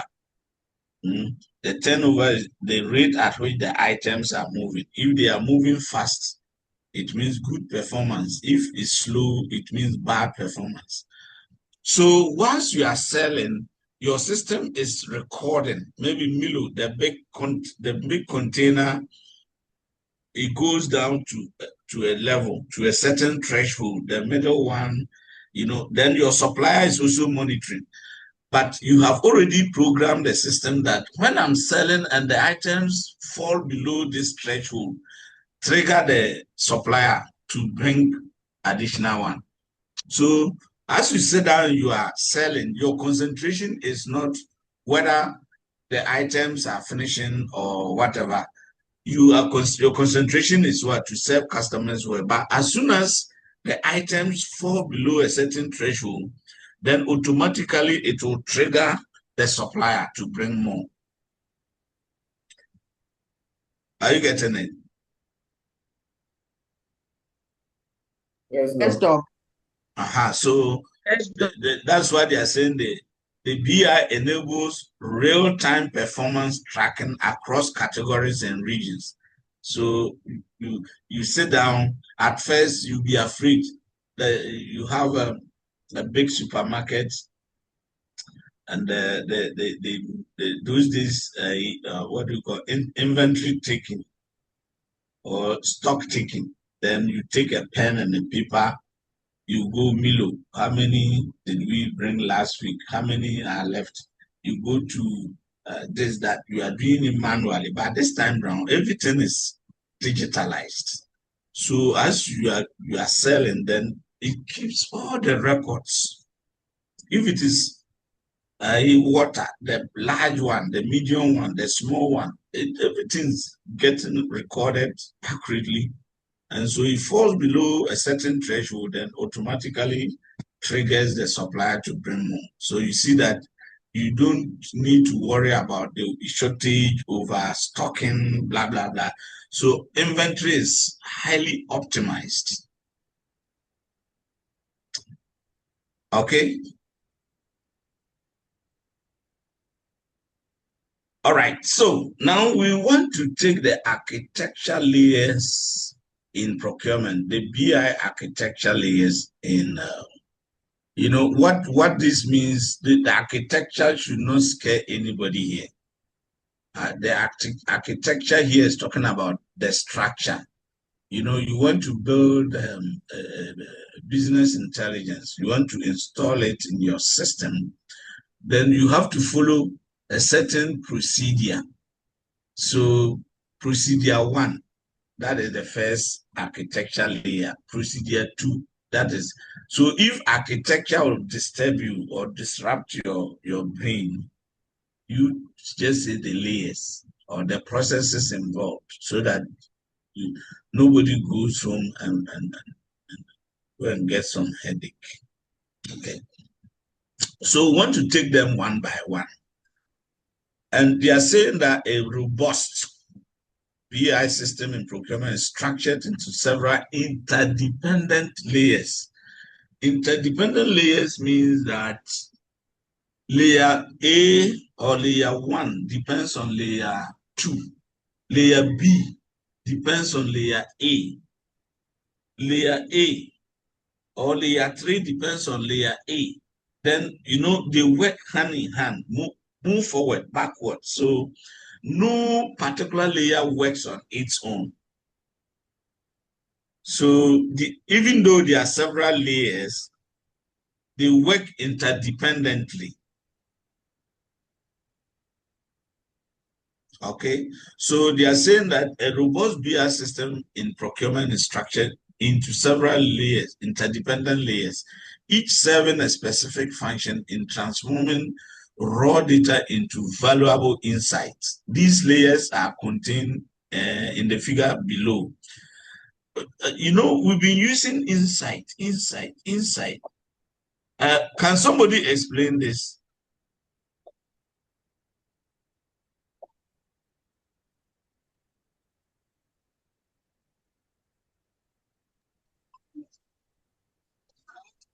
Hello. Hello, sir. Please, we can hear you. Yeah, so this insight we've been using all along. What does that mean? So can we say that Don't question me. Don't question me. Just say it. So we can say that the insight means visibility and tracking purposes, where the charts and then the graphs are able to help you analyze the data that you have for purposes of you being able to benchmark with these things and then appraise your suppliers using them as KPIs as well. Yeah, so the insights are just what the data, data in its raw form cannot help you. Okay, so I maybe your class. I just come and I distribute my questionnaires in your class, and I ask your age, your gender, then I distribute to all of you, then you fill it. So when I take that information, I collect all the information from you, like you are 86, and I go and then I can categorize that. That data is quite raw. You may not have proper understanding of it. But as soon as I push it into Excel or SPSS, then the data will be processed, maybe it will be clean and processed, and then it will now bring something that makes you understand. You can interpret it and make meaning out of that. So, what you said is right. Okay. But I just wanted to also add something. So that is the insight. So each time you use the word insight, that is it. What the data has been refined, and then it has become something valuable you can now use to make meaningful decisions that are driven by science, that is data. All right. So when we are using insight, we are using real-time data and all that. At least we should have some basic understanding of that. Now, the layers we are talking about are these ones. What is up? Okay, so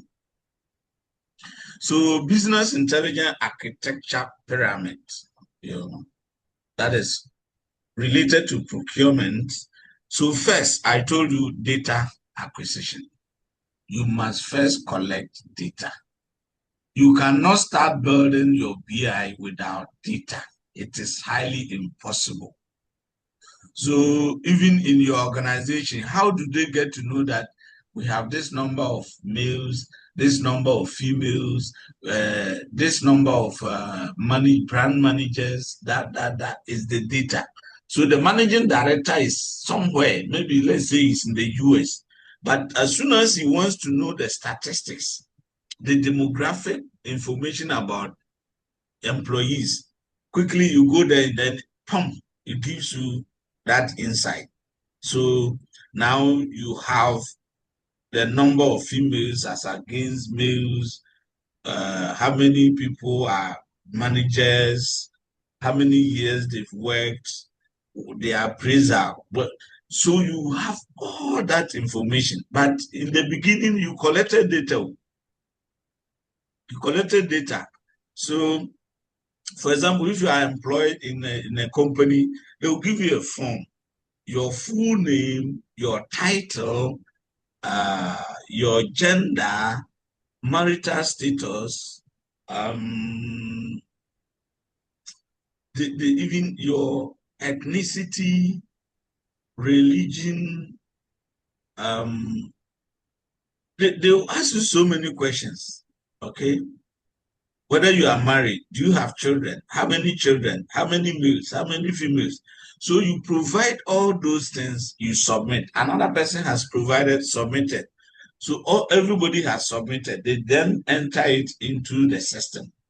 So as soon as maybe they give you numbers, they will not just say, I'm Jacob Dapilah. Maybe you have 3 or 4 names, similar name, Jacob Dapilah. So they will assign me a number, a staff number, which is unique.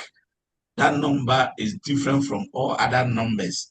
So if sometimes you are filling a form, they say, what is your staff number? You enter, then all your data information will pop up.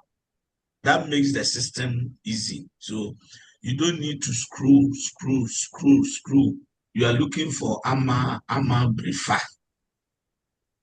Then you have so many names that start with E. It can give you a lot of headache. But if you have the number, you just enter the number, and then uniquely your name, your data, and everything will pop up. So we are saying that data collection is the foundational stage of all that we are talking about. So data acquisition, that is data collection. Then we have data integration and warehousing. Then data analytics and mining. Then reporting and dashboard, and that's the presentation layer. We have the decision support systems, then metadata and governance layer. So these are the layers. And if you take these layers and you go back to the learning outcomes, they've said something there. And that is why in the beginning I spent quite some time trying to let you understand that all that we are doing, go there, study the course objectives, and then the course outcome, the learning outcome, and that will guide you throughout. Okay. So the data acquisition layer. Data acquisition layer is the foundational stage in the architecture of business intelligence systems, particularly within procurement.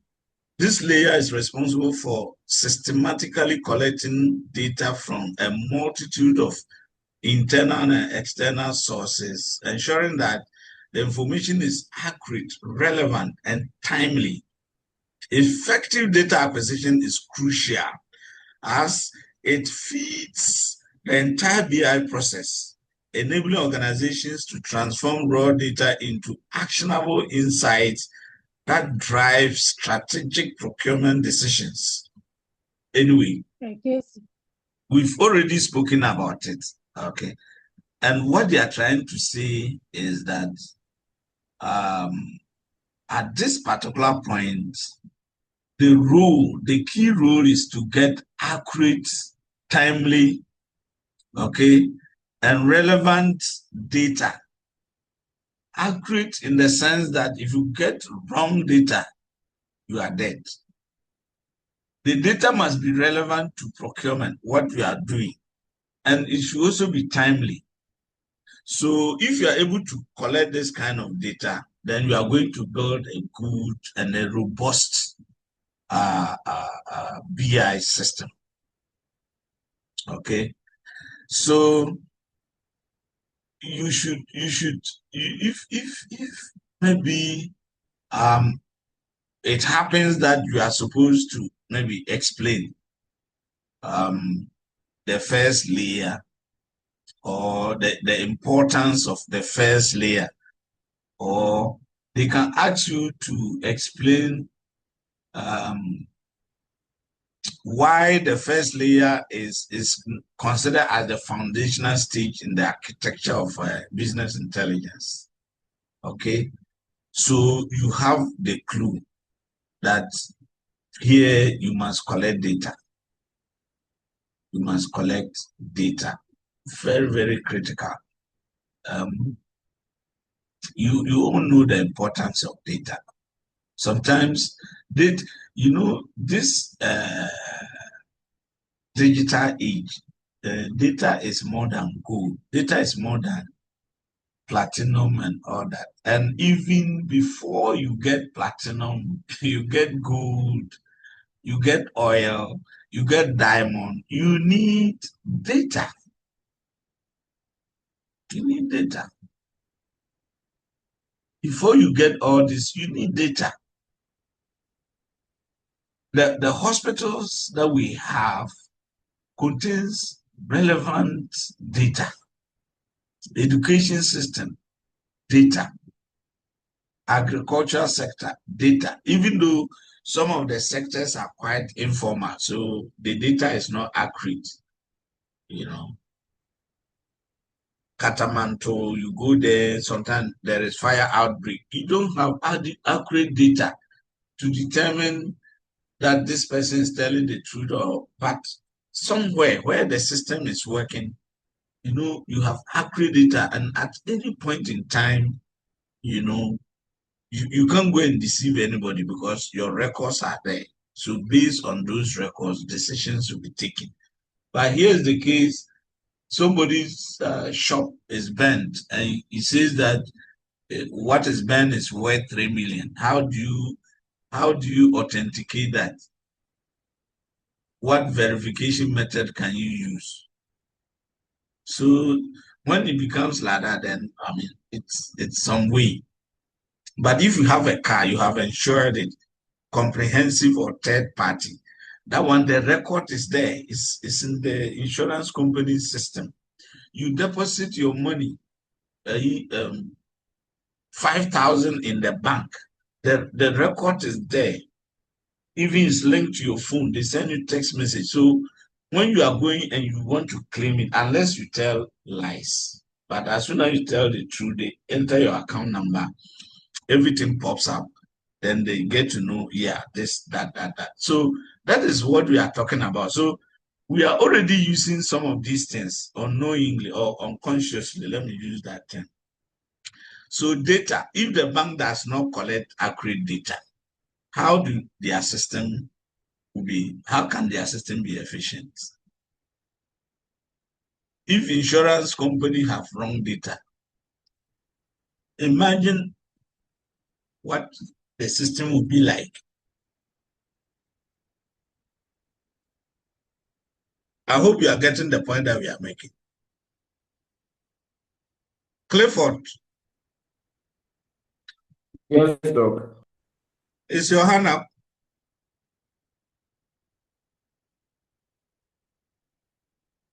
Hello, Clifford.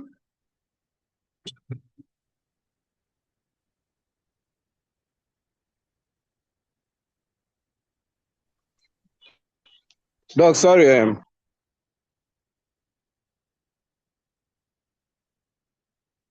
Was it a mistake?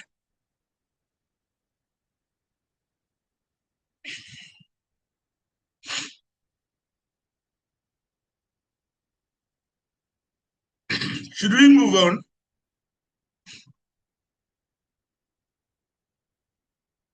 Yes, Doc. Doc, yes, it was a mistake. Okay. So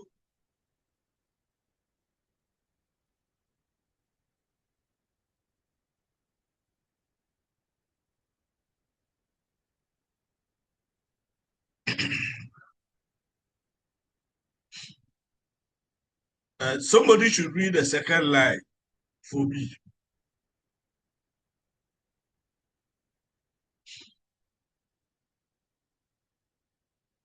Hello. Hello, Doc. Yeah, so Doc, please, I'm reading Yes. This layer is responsible for systematically collecting data from a multitude of internal and external sources, ensuring that the information is accurate, relevant, and timely. So what are the sources of data collection?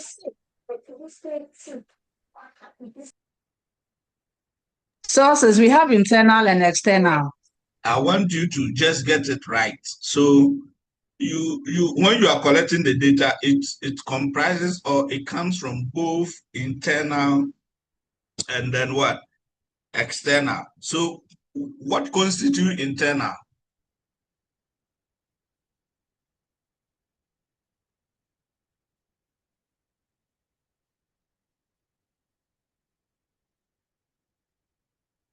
Hello, it's not you. It's the one who read the question is not directed at you. It's anybody in the class.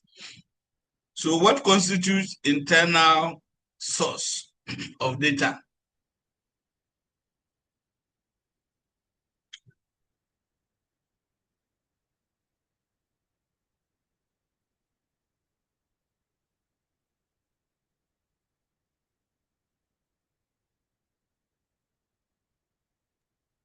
Nobody wants to talk to me. Oh.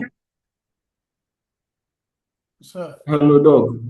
Yes. Doc, Osei speaking. Doc, I believe you could pick it from maybe where the database or information from within the organization. Yes, within the organization. So internal means within the organization. And within the organization, specifically, where can you get this data? Doc, you can. There are times you can get from the financial reports. You can get from employee reports. Yes, but here we are talking about procurement. So I'm trying to write. It's not for you. So why do you want to take it? So, Not for them. Please mute the lady. Kindly mute yourself. So, Doc, you can talk from supply chain department or procurement and supply chain department.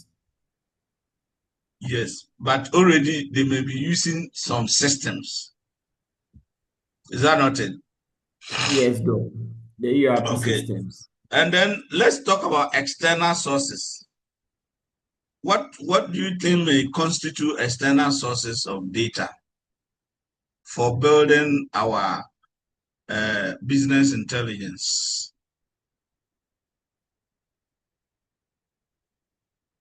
Doc, these can come from the public or third parties or suppliers.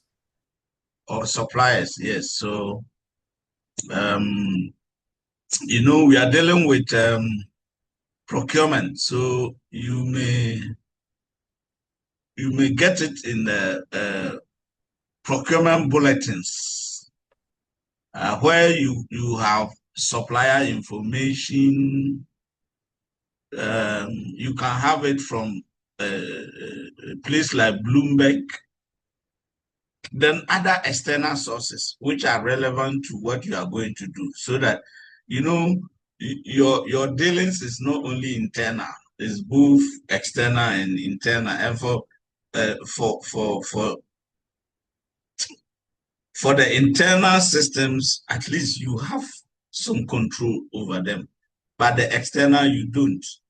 So if you've done something related to business environment, then you know we have two environments, the internal environment and then the external.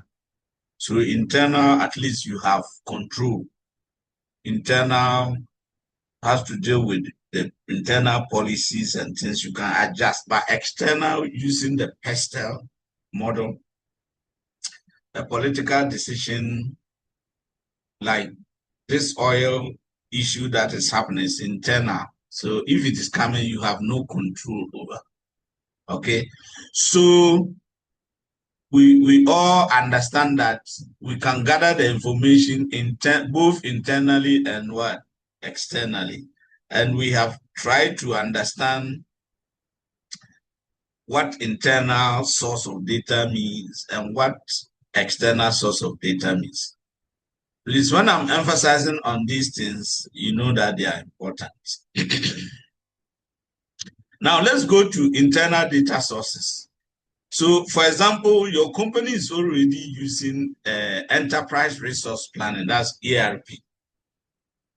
You can derive information from that, or yes, data. So ERP systems are integrated platforms that manage core business processes, including procurement activities. So they handle transactions such as purchase orders, supplier information, goods receipts, and then payments. So these are relevant information you need. So you need to gather or collect this kind of information. And that is the information or data collection stage of the architecture. So you get information from here. Now, examples, you can have SAP and then Oracle ERP systems. They are all softwares that companies are using. So already you have data in here. So that is one pillar from which you can get data, which is internal to the company. Now, what is the role of data acquisition? These systems serve as central repositories. A repository is like a storage room, like a warehouse, like a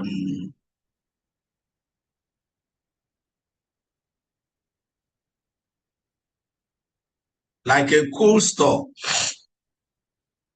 Cold store, you know what is kept in the cold store? Perishable items so that they will be preserved for a long time.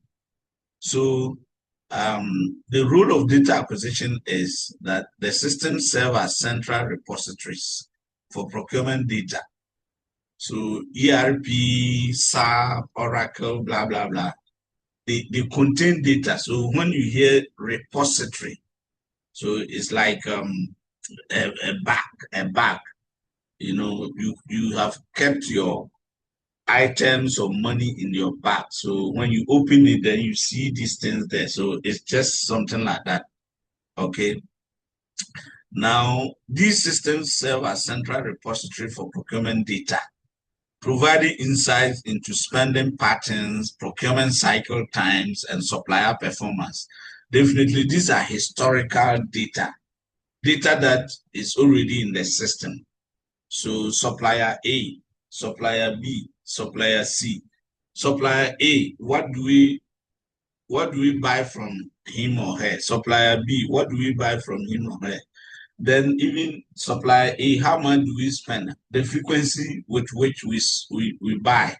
Supplier B, this, that, and then their performance. So you record everything. We agree that, you know, delivery time is this. Does it delay? If it delays, how long? Supplier B, as he fulfills that particular, you know, agreement, and you can use those metrics to measure. So now we are feeding the system. So you get all these things and then feed it into the system. We can also get, so apart from the enterprise resource planning systems, we can also get information from procurement platforms, e-procurement tools, okay? So we can have digital solutions that facilitate various procurement processes, including sourcing events. What are sourcing events? Structured processes or activities that organizations use to identify. Who are they identifying? Suppliers. Evaluate suppliers and then select.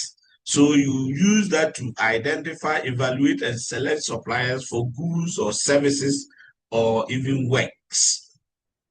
And then they are often part of strategic sourcing and are managed through procurement teams using digital tools or e-sourcing solutions platforms. And in Ghana, for example, we have what we call the GANEPs. Have you ever heard that?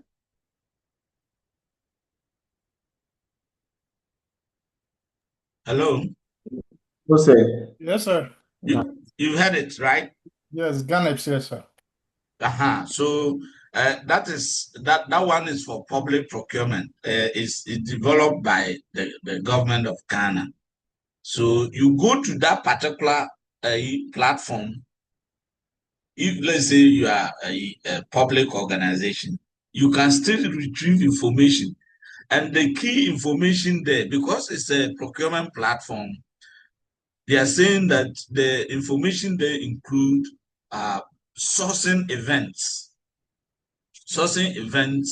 and they've told you what sourcing events are. They are the processes, or better still, the activities that organizations use to identify, to evaluate, and select suppliers or vendors or contractors for goods, services, or works. And we are using this because our aim is strategic, it's not transactional. Okay, so that in future we become more digital rather than being manual. We don't want to be guessing. So now, in simple terms, a sourcing event is how a buyer invites potential suppliers to compete for a contract. So here, what procurement methods do we use? And we have a couple of procurement methods. You know, the default one, as outlined by the public procurement law in Ghana, that is Act 663, as amended in 2014, the default procurement method is competitive bidding or competitive tendering. Competitive tendering is the most transparent, the most open. And why do we prefer, or why is competitive tendering the default method? Because you open up to every potential supplier. You don't select, you don't restrict. So they all come on board. You don't restrict anybody. And when the competition is high, I'm buying 50 laptops and I'm using competitive tendering. So I prepare my specification, I publish it to everybody. Then all of them wants to get the contract. And because of that, I may get a number of concessions. Somebody will say, oh, me, if I get it, unit price is 5,000, but I'll give it to you for 5. Somebody says, if I get the contract, you pay in 6 months' time. Somebody says, if I get the contract, you get additional copier, printer, scanner, blah, blah, blah. So you see the competition. So you are getting value for money. But if you single source, it means you just say, Kweju, among all the people around, say, Kweju, supply me. You can inflate the cost. And there is no transparency.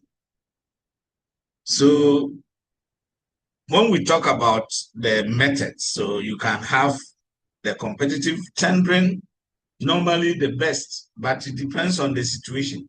There are others because something may happen, there may be an emergency, and competitive tendering involves a long range of time. So in case of emergency, you can sole source, single source, or something like that. Now, we can also have like RFQ, request for quotation. This one, when the items are not so high value ones, you can just send text message or email to suppliers within your database. Then they will quote the prices. So request for quotation. So the suppliers you have, you just send sometimes text message or whatever, or WhatsApp or email that you want to procure so and so and so. So they should bring their quotes. You can use that method. We also have a method called restricted tendering, request for proposal and all that, but we are not doing types of procurement. But we are saying that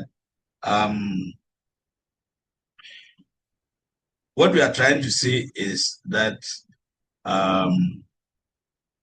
sourcing event involves some of these things. Okay, so if I take it against this in simple terms, a sourcing event is how a buyer invites potential suppliers to compete for a contract. For example, request for quotation, etc. No, mention them. Usually based on what? What are the metrics? Price, quality, delivery, or other criteria. The other criteria could be performance, compliance to sustainability issues, blah, blah, blah, blah, blah, blah, blah. Okay.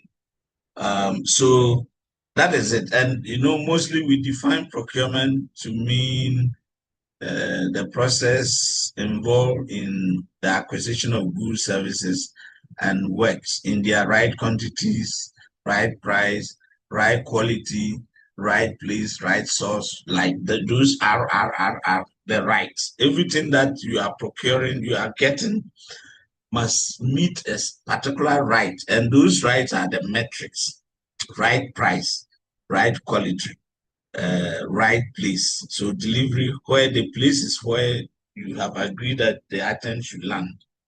Then other criteria are compliance, blah, blah. So one company's metrics, they can rate them. Whilst a particular company's metric, price is number one, another one, quality will be number one, another one, delivery will be number one. So it's not that all companies have the same, rating of their metrics. So that is it. But what are we saying? If you use BI, it makes or it simplifies these processes that we are talking about. It can compare prices and then decide what is the best for the organization based on the data that you have fed the system with. So we have tenders, contract management, and supplier bids. So tenders are the what do you call it? It's like the form, application form. Before you entered, let me use this. I'm not teaching procurement per se, but the university admission system is procurement. If maybe it hasn't come to your mind, it's procurement, pure procurement. And then the university sits down and they put their specification on paper. That is the form. And in the form, you are supposed to fill it. Tenders are the same thing. The organization will develop that form, and then you, the tenderer or the vendor or the contractor or the supplier, will also buy the form. You fill it, you send it, they will evaluate. So your admission to the same thing. It goes back. When you fill it, you send it, they will sit down a panel, or if now they have a digital system, the digital system will, screen it, evaluate, then select. So the admission process is procurement. Even recruitment, employment, like recruiting people, they are all procurement. So procurement is not just about goods and services. So some of the softwares, application softwares are the examples here they have mentioned. Okay, so we have those kind of softwares we can get our data from. Now, role in data acquisition. These platforms, the role of these platforms in data acquisition are that they enhance transparency and provide audit trails. So as you feed already these ones, at least they can contain data, historical data. When I say historical data, data that from last year up to now, they are there, so you can, tap on them just to build a system. Okay, so we call audit trails a recorded history of all actions, transactions, and decisions made within the procurement process, aiding in compliance and informed decision making. So these software, the examples that they have given, they will help you with historical data, and then you tap on that data. These are all internal to the organization. Then another software that the company may be using is the supplier relationship management software. So these are databases that capture comprehensive information about suppliers. So the name is Supplier Relationship Management System. So it means this will include suppliers, their history, evaluations, compliance records, and delivery performance. Okay. These are all internal to the company. So supplier scorecards, when we say supplier scorecard, it means a performance evaluation tool used by procurement professionals to measure, monitor, and manage how well suppliers are delivering goods or services. And that is why sometimes, not sometimes, mostly suppliers are rated. And based on the rating, you can now decide to lay some off. Or you call them and tell them, please, you are lacking in this area. How best can we solve the issues? Now, if you engage the supplier and still they are not, you don't want to lose. So there is nothing like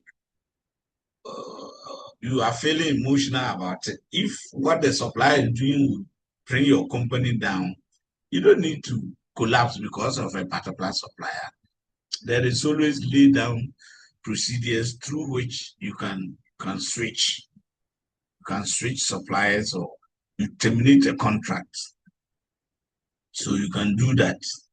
Okay. So the supplier relationship management, basically, it contains supplier scorecards. They score you, and each person has its. If we were to talk about students like you, then we'll talk about maybe your transcripts. Your transcripts. So you take the transcript, then you know your performance. There's the transcript that will show that you are the overall best, followed by this. But if you take somebody's certificate, it says first class, another person first class, another person first class. If you don't use the transcript based on the certificate first class, you can't evaluate. You do that at your own risk. But if you have a scorecard like the transcript, then you know the actual score for business intelligence, the actual score for this, the actual score for this. Then after that, you now judge, you aggregate this, aggregate that. Or in the university level, we talk about cumulative grade point average. Based on that, you now get the best. So the same way you can rate your suppliers based on some metrics that you have, assigned for them. You measure, then you decide. So it also includes risk assessments. Supplier insolvency. If you don't have information about suppliers and a particular supplier is going through financial difficulties, you go and give a whole contract, big contract to that, but that particular supplier is not able to solve the problem. You don't need to reach that level. If you have BI or you don't want to reach that level, then the business intelligence for you, because it gives real-time information, real-time data, gives you what is going on currently. And so based on that information, you make informed decisions. Otherwise, you blindly just award some heavy contract to a particular supplier who was doing well, but now, facing challenges. Okay. Also, when we talk about compliance, it could be that a particular supplier is blacklisted somewhere, but if you don't have this intelligence, you will not know. You will still be dealing with the person. So the business intelligence is a tool. It helps, it opens up the system. It ensures or enhances transparency, accountability, and so you don't have room to manipulate the system unless your data, as I said, your data is not proper. So gather the right data and then you are cool to go. Now, we are done with the internal sources of data. Then external sources of data, market intelligence. So you have market intelligence tools like Bloomberg and then Bradsheet. So these are services that provide insight into commodity prices, supplier financial health, and industry benchmarks. And they are talking about Bloomberg. Sometimes we'll be there and they say Bloomberg said Ghana, this, that. In terms of stock exchange, they deal with these financial analysis and all that. So you need to gather information from external sources like the Bloomberg, so that at any point in time, you know what is going on outside the company. And that information is also helping you to make informed decisions so that you don't blindly, do something. What is happening in the market? Commodity prices. So I'm sure this cocoa issue we spoke about, people have predicted a long time and they saw that this is what is going to happen. Maybe Ghana, we were not aware, then we were caught by surprise. Bam. Imagine you are a business person, okay? You're a business person, you maybe, let's say, you buy a lot of cocoa and you are selling. Let's assume that that's your business. Then you bought your cocoa at a certain price, maybe 5,000 per bag at that time, maybe last year. And then you kept them in a warehouse, and then hoping to sell them this year. And then suddenly the price have been reduced from 5,000 to, I think, 2,200 or something. Imagine you're a businessman. Just think about the loss.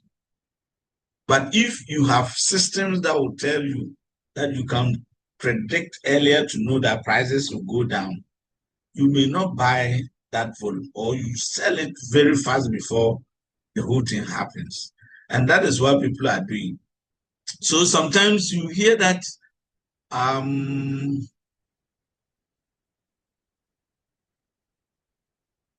sometimes you hear, the other time Iran said they were going to bomb these big US tech giants, Apple, IBM, because they feed US government with a lot of data about all of us.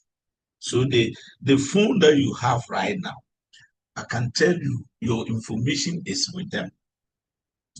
Google has your information, Facebook. So at any point in time, they know what is going on real in the world. And that will help them say, okay, let's take this decision. Then people will follow. We do this, people will follow. So social media, you call it YouTube, Facebook, Instagram, whatever, they have your information. So if they are changing something, it's based on your information, and they know if they do this, everybody is going to come to follow. And that is why recently the US is giving Ghana 100 and something million in exchange of our health data. But in fact, I'm so glad President Mahama refused it.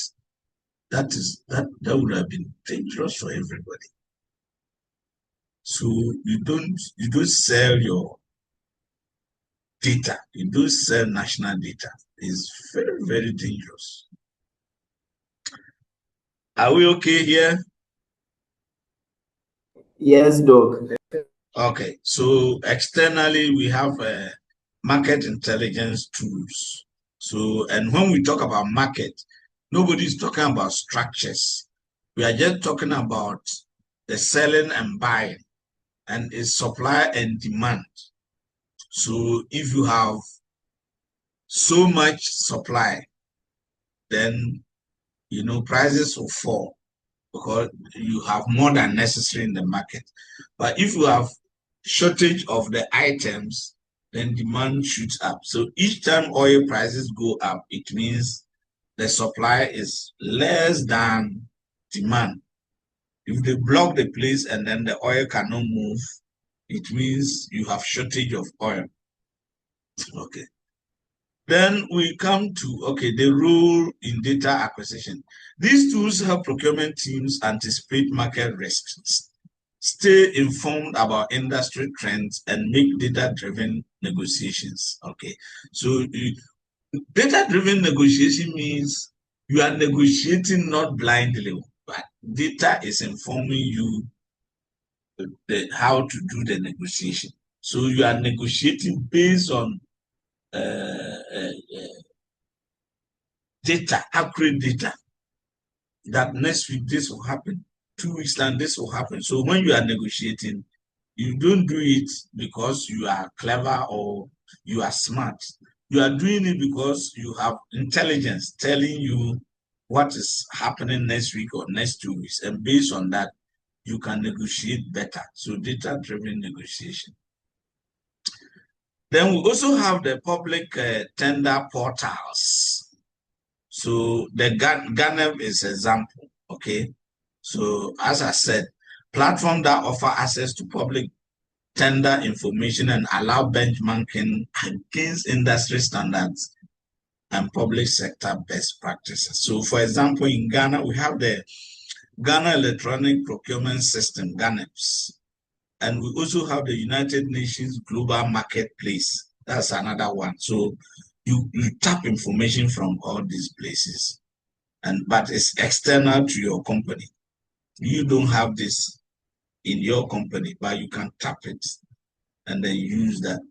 So the rule is these portals enable procurement teams to compare pricing, timeliness, and vendor performance, for facilitating informed and competitive procurement strategies.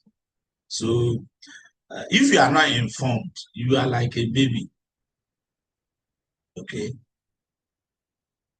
Sometimes, let's take it that you are from the north, or recently I just came to Accra and I said, let me go to Kantamanto. Very long time I'm there. So I'm not informed about the prices there, but some people go there frequently, so they are informed, they have information. So sometimes if you don't have information, you go there, you see some jeans, you need it, they say, oh, 300. Maybe that jeans is just 100 cedis. But because we are not informed, 300, okay, 200. Meanwhile, the person is looking for 100 or 150. Say 150, no, as soon as you say 200, you will not say yes. Oh, no, 200. You add something small, but he has gone beyond his target. But if you are informed, you have pre-information about market issues, then you know, oh, Charlie, this jeans is that, this, that. Then when the person gets to know that you are an informed person, then you begin to also, relax. So the external one, if you're a public procurement person, like a private, you can still tap into the public system. You know, you go there, you gather a lot of information. Who are the suppliers? What do they supply? At what prices? And then what performance? Then you get to know. You can also use the United Nations Global Marketplace. A lot of information there. So to help you to make informed decision. Now, what the importance of data acquisition layer in procurement? So listen to this one very well. First of all, we are talking about the various layers, and then we are on the first layer, data acquisition. And then we said that the data acquisition is just the foundation of the whole process. You gather information, pick data and all that. And we are saying we have two sources of data. One is internal, which is within the organization. Then the other is external, which is without the organization or outside the organization. Now, what is the importance of this first layer that we have spoken about? Okay, now the quality and comprehensiveness of data collected at this stage directly impacts the effectiveness of subsequent BI processes. So this is plain language. The quality and the comprehensiveness of data collected at this stage, the first stage, directly impact the effectiveness of subsequent BI processes. If it is low quality and then shabby data, you know, you build that wrong foundation, the subsequent ones will be bogus. On the other hand, if the first stage you get accurate, timely, and relevant data, then the subsequent ones will be good. And accurate data acquisition ensures that analysis are based on reliable information. And the opposite is also true. So take note that even in IT, there's the adage that garbage in, garbage out. So if you start with a wrong foundation, don't expect anything better later on. Another area of importance is it will enhance decision making. So by systematically gathering data from diverse sources, diverse means different sources, procurement professionals can gain a holistic view of procurement activities, leading to more informed and strategic decisions. When you are informed, okay, information is power. If you are informed, your decisions will always yield the best results.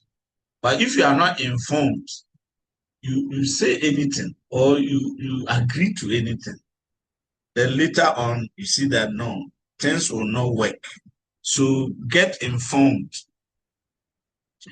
Get informed and make sure that before you get informed or your decisions should be accurate, make sure that the data you gather is very crucial. And what they are saying here in the point 2 is that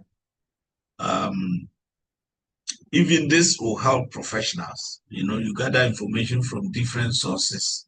It broadens your scope, your mind, okay? And then you have a broad view of the procurement, processes. And when you have that broad, understanding, then it will lead to an informed decision. Performance measures, you have other metrics, this, that, then all come together into one system. You continuously working with the system, definitely you gain professional experience with time. Then we have risk management. Access to up-to-date market intelligence and supplier information allows organizations to proactively identify and mitigate potential risks in the supply chain. Proactive. Proactive means you do everything to mitigate what may negatively affect you. You don't wait for the event to happen, then you react to it. So reactionary decision is dangerous. But if you have up-to-date market intelligence, you are proactive. Already, I know what is happening in the market. So the decision that I'm making is based on what I know in the market. Not that I'm just making a decision based on my own discretion or my feelings. Like last week, we did this, it was accurate. So this week, when we do the same thing, to be accurate, who told you that? What happens today in business may not happen tomorrow. So you need to have that intelligence, up-to-date information, and that will guide you in making what decisions that will bring value to the company. Then we have cost optimization. Detailed insights into spending patterns and supplier performance can reveal opportunities for cost savings and efficiency improvements. Cost is everything. No? Imagine you are doing business and all the times you are incurring costs. All the time you are incurring costs. So you ask yourself why.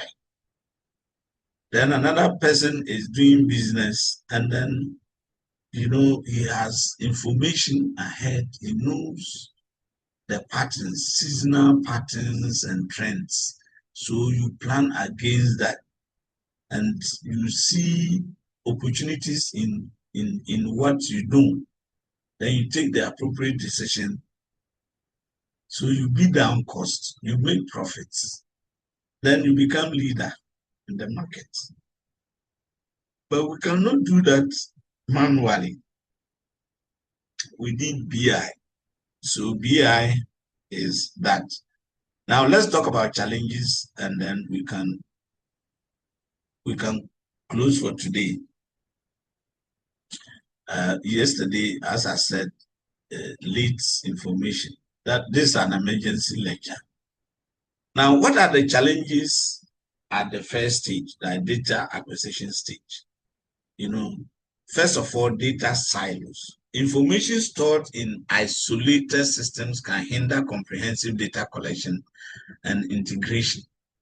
So you are collecting data, you go to this platform, you open it, you gather information, then after that you go to this platform. It is not easy. They are just telling you that data is in silos. It means you don't have a particular platform where you just retrieve all the data. They are scattered. So each time you see that silos, it means disintegrated system. So people are working in silos means you are the marketing department taking your decision, which has no correlation with the procurement department. So at the end of the day, procurement is supposed to buy, production is supposed to produce, marketing is supposed to distribute and sell. But we don't know how much marketing people sell. So when we are producing, we just guess whether they sell more or less. We don't know. And then the procurement department doesn't know the quantity that the production section also needs. So we buy, we guess, and then we buy. Then at the end of the day, there is a problem. But procurement people are aware of what is happening in the market. That's marketing department information. Procurement people have access. Then they know the volume that is sold within a week. That will help them plan. And also procurement also knows the requirement of the production section. So when they are buying, They are guided by that information. Production also knows the other side and this and that and that. So if that system is open, that means you don't work in isolation. You don't work in silos. It's an integrated system. But the data collection, you don't have all the data in one particular platform. So picking them from different angles is a challenge. That's what they are saying. Then data quality issues. Inconsistent or inaccurate data can compromise the reliability of analysis and insights. You know, we have repeated this for some time. Quality data is everything. Get accurate data, get consistent data, get you know, the true reflection of what is happening, and so that at the end you can make decisions that will bring value. Then integration complexity. Let's assume that you have gotten your data. Now the data is from different softwares with possibly compatibility issues. Now you are to integrate them. That can pose a challenge. So combining data from various sources with different formats and structures can be technically challenging. Okay, so different platforms with different formats. So now compatibility becomes an issue and blah, blah, blah. So that is what they are saying. Then we have compliance and security. Ensuring that data collection methods adhere to legal and regulatory requirements, as well as maintaining data security is paramount. So, as I said, data is very important and it must be used ethically. And the security of data. And that is why in the system, there are protocols. Somebody has access to all the system. Somebody has access to part of it. Somebody has, and each person, as you are using it, be responsible if you do anything. And this time, if you go into the system and you manipulate it, they will know who entered at that particular time. You'll be caught. So you need to be careful. Conclusion. Now, the data acquisition layer is a crucial component of BI in procurement, setting the stage for all subsequent data processing and analysis. By effectively collecting high-quality data from both internal and external sources, organizations can enhance their ability to forecast demand, manage risks, reduce costs, and improve supplier relationships. This foundational capability is essential for leveraging advanced analytics, generating insightful reports, and executing strategic sourcing initiatives. So this is something that has just summarized what we have been talking about. Oh, yeah, the first stage. And the key issue is this is the foundational stage. Make sure it's like you are putting up a building and the foundation is strong. Most times churches, you see churches collapse here and there. It means you just want to build. You don't comply with some building standards and all that. Sometimes even electric wiring. There's fire here, there's fire there. I mean, the foundation is critical. If you want to build a very robust intelligence BI, then ensure that you take time to get accurate data, consistent data, and data that reflects what you want to do. So that at the end of the day, when you are making your decision, it will be giving you the expected results. Okay. So today, our emergency lecture has reached this stage. You know, the second layer is data integration and warehousing. But today, let's pause for here. We have a whole month for this, and I'm handling it. So whatever happens, we'll make sure that we exhaust the whole syllabus for the course. And in the course of the course, I will maybe get you some case study, and definitely, we at this stage is case study. As I said, nobody will be asking you what is business intelligence, and then you say business intelligence is the technological driven process where data collection, data integration, blah blah blah. No, nobody will do that. You just know it because it's something you are doing. You understand what business intelligence is, but the questions that we are going to ask will be applied. It's application. So we create a scenario for a company, and then they were battling with a whole lot of things, blah blah blah. Then management has sat down, they've seen that no, things are not working, and they've heard about you as a top guy, procurement, and then business intelligence guru. So they've hired you to come and then look into their system and then identify the issues and then prefer solutions.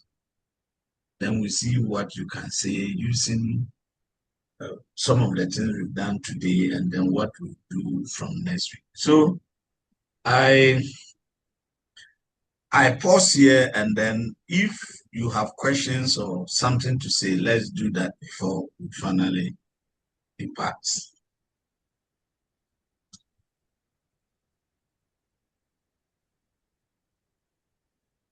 Are you there?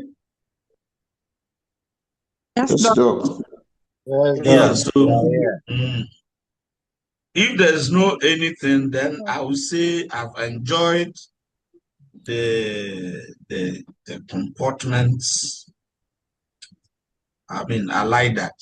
And as I said, we are friends. I believe strongly we are friends. And we must remain as friends, but at least we know when we are in the class like this, you are not here for nothing. You've paid a lot of money.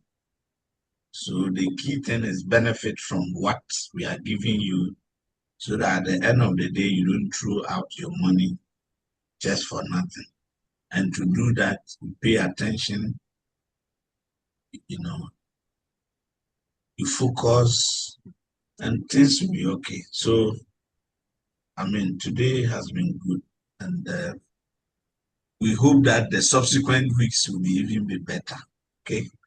So, Daniel, let's keep talking. And then if there's any information, I only want to get it earlier. Yesterday, in fact, the coordinator, but I didn't want to say anything because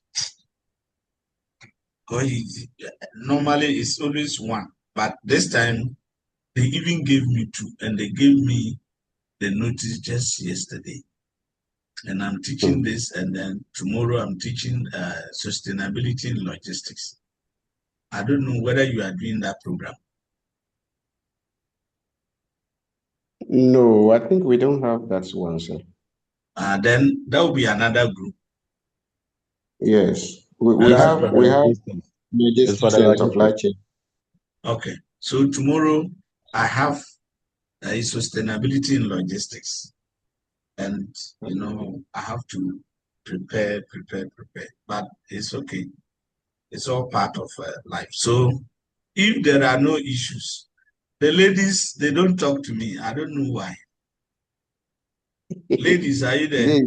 Doc, we are here. Doc, we are here. Talk. You every time the men, the voices, I don't hear that. The ladies, type of voices. Eh? Why are you so quiet? Anyway, so I'm sure one of the weeks they'll make us meet in person, right? Yes, sir. That is the practice. Yes, Okay, so I wish you all the best for the rest of the weekend, and Sir, we'll please, can meet we have next your week, God contact? willing. You said? Doc, please, can we get your contact? Yes, definitely.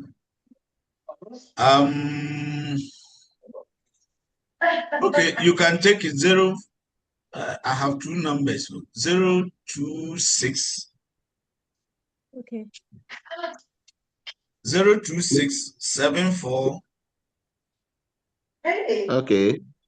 20 20 24 1. 24 1. Yeah, so I'm taking it again. 02674 20 24 1. Okay, sir. I have another one. That is do you have both my numbers? No, Doc. Doc, we want both. Dog, we want both. You said? We want both, We want please. both. So if you can give us the other one too. Okay, 055 Yes, sir. 37 99 Okay. 35 8. 35 I'll 8. take it again. 055 37 99 35 8. 35 8. Yeah. So, Doc, please, are we going to have the slides? Definitely, they are yours. So I'll send them to you. Okay, sir. Okay, Thank you. Hello, Doc. Done. Hello, Doc. Hello, Doc. Yeah. Yes, Just Doc. tell me, we have some Takrade students amongst you, so we would also like to meet you face to face one of the days.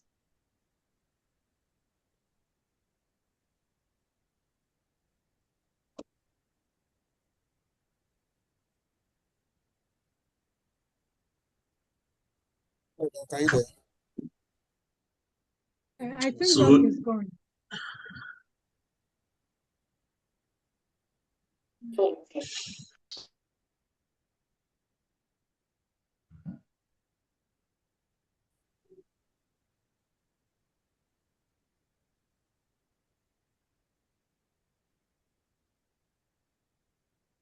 But he's still.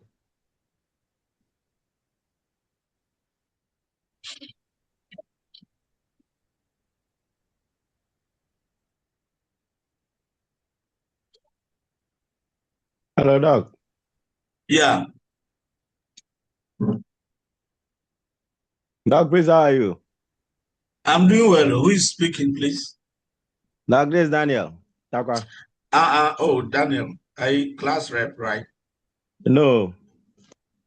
Your other friend from degree. Takrade.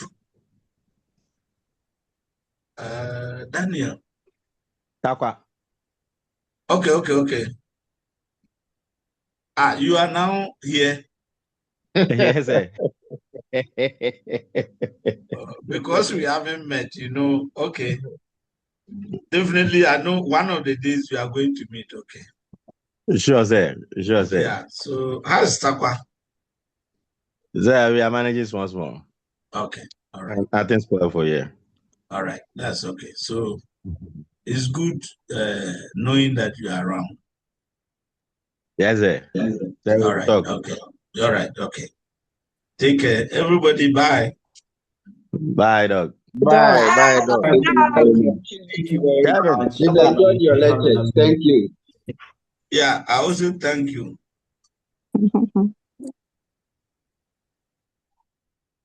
Kevin too.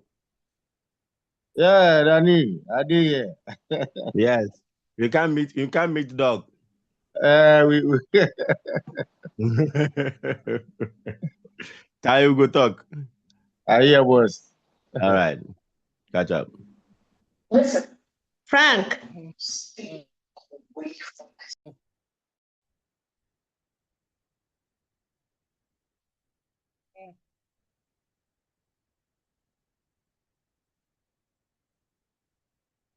Mm-hmm.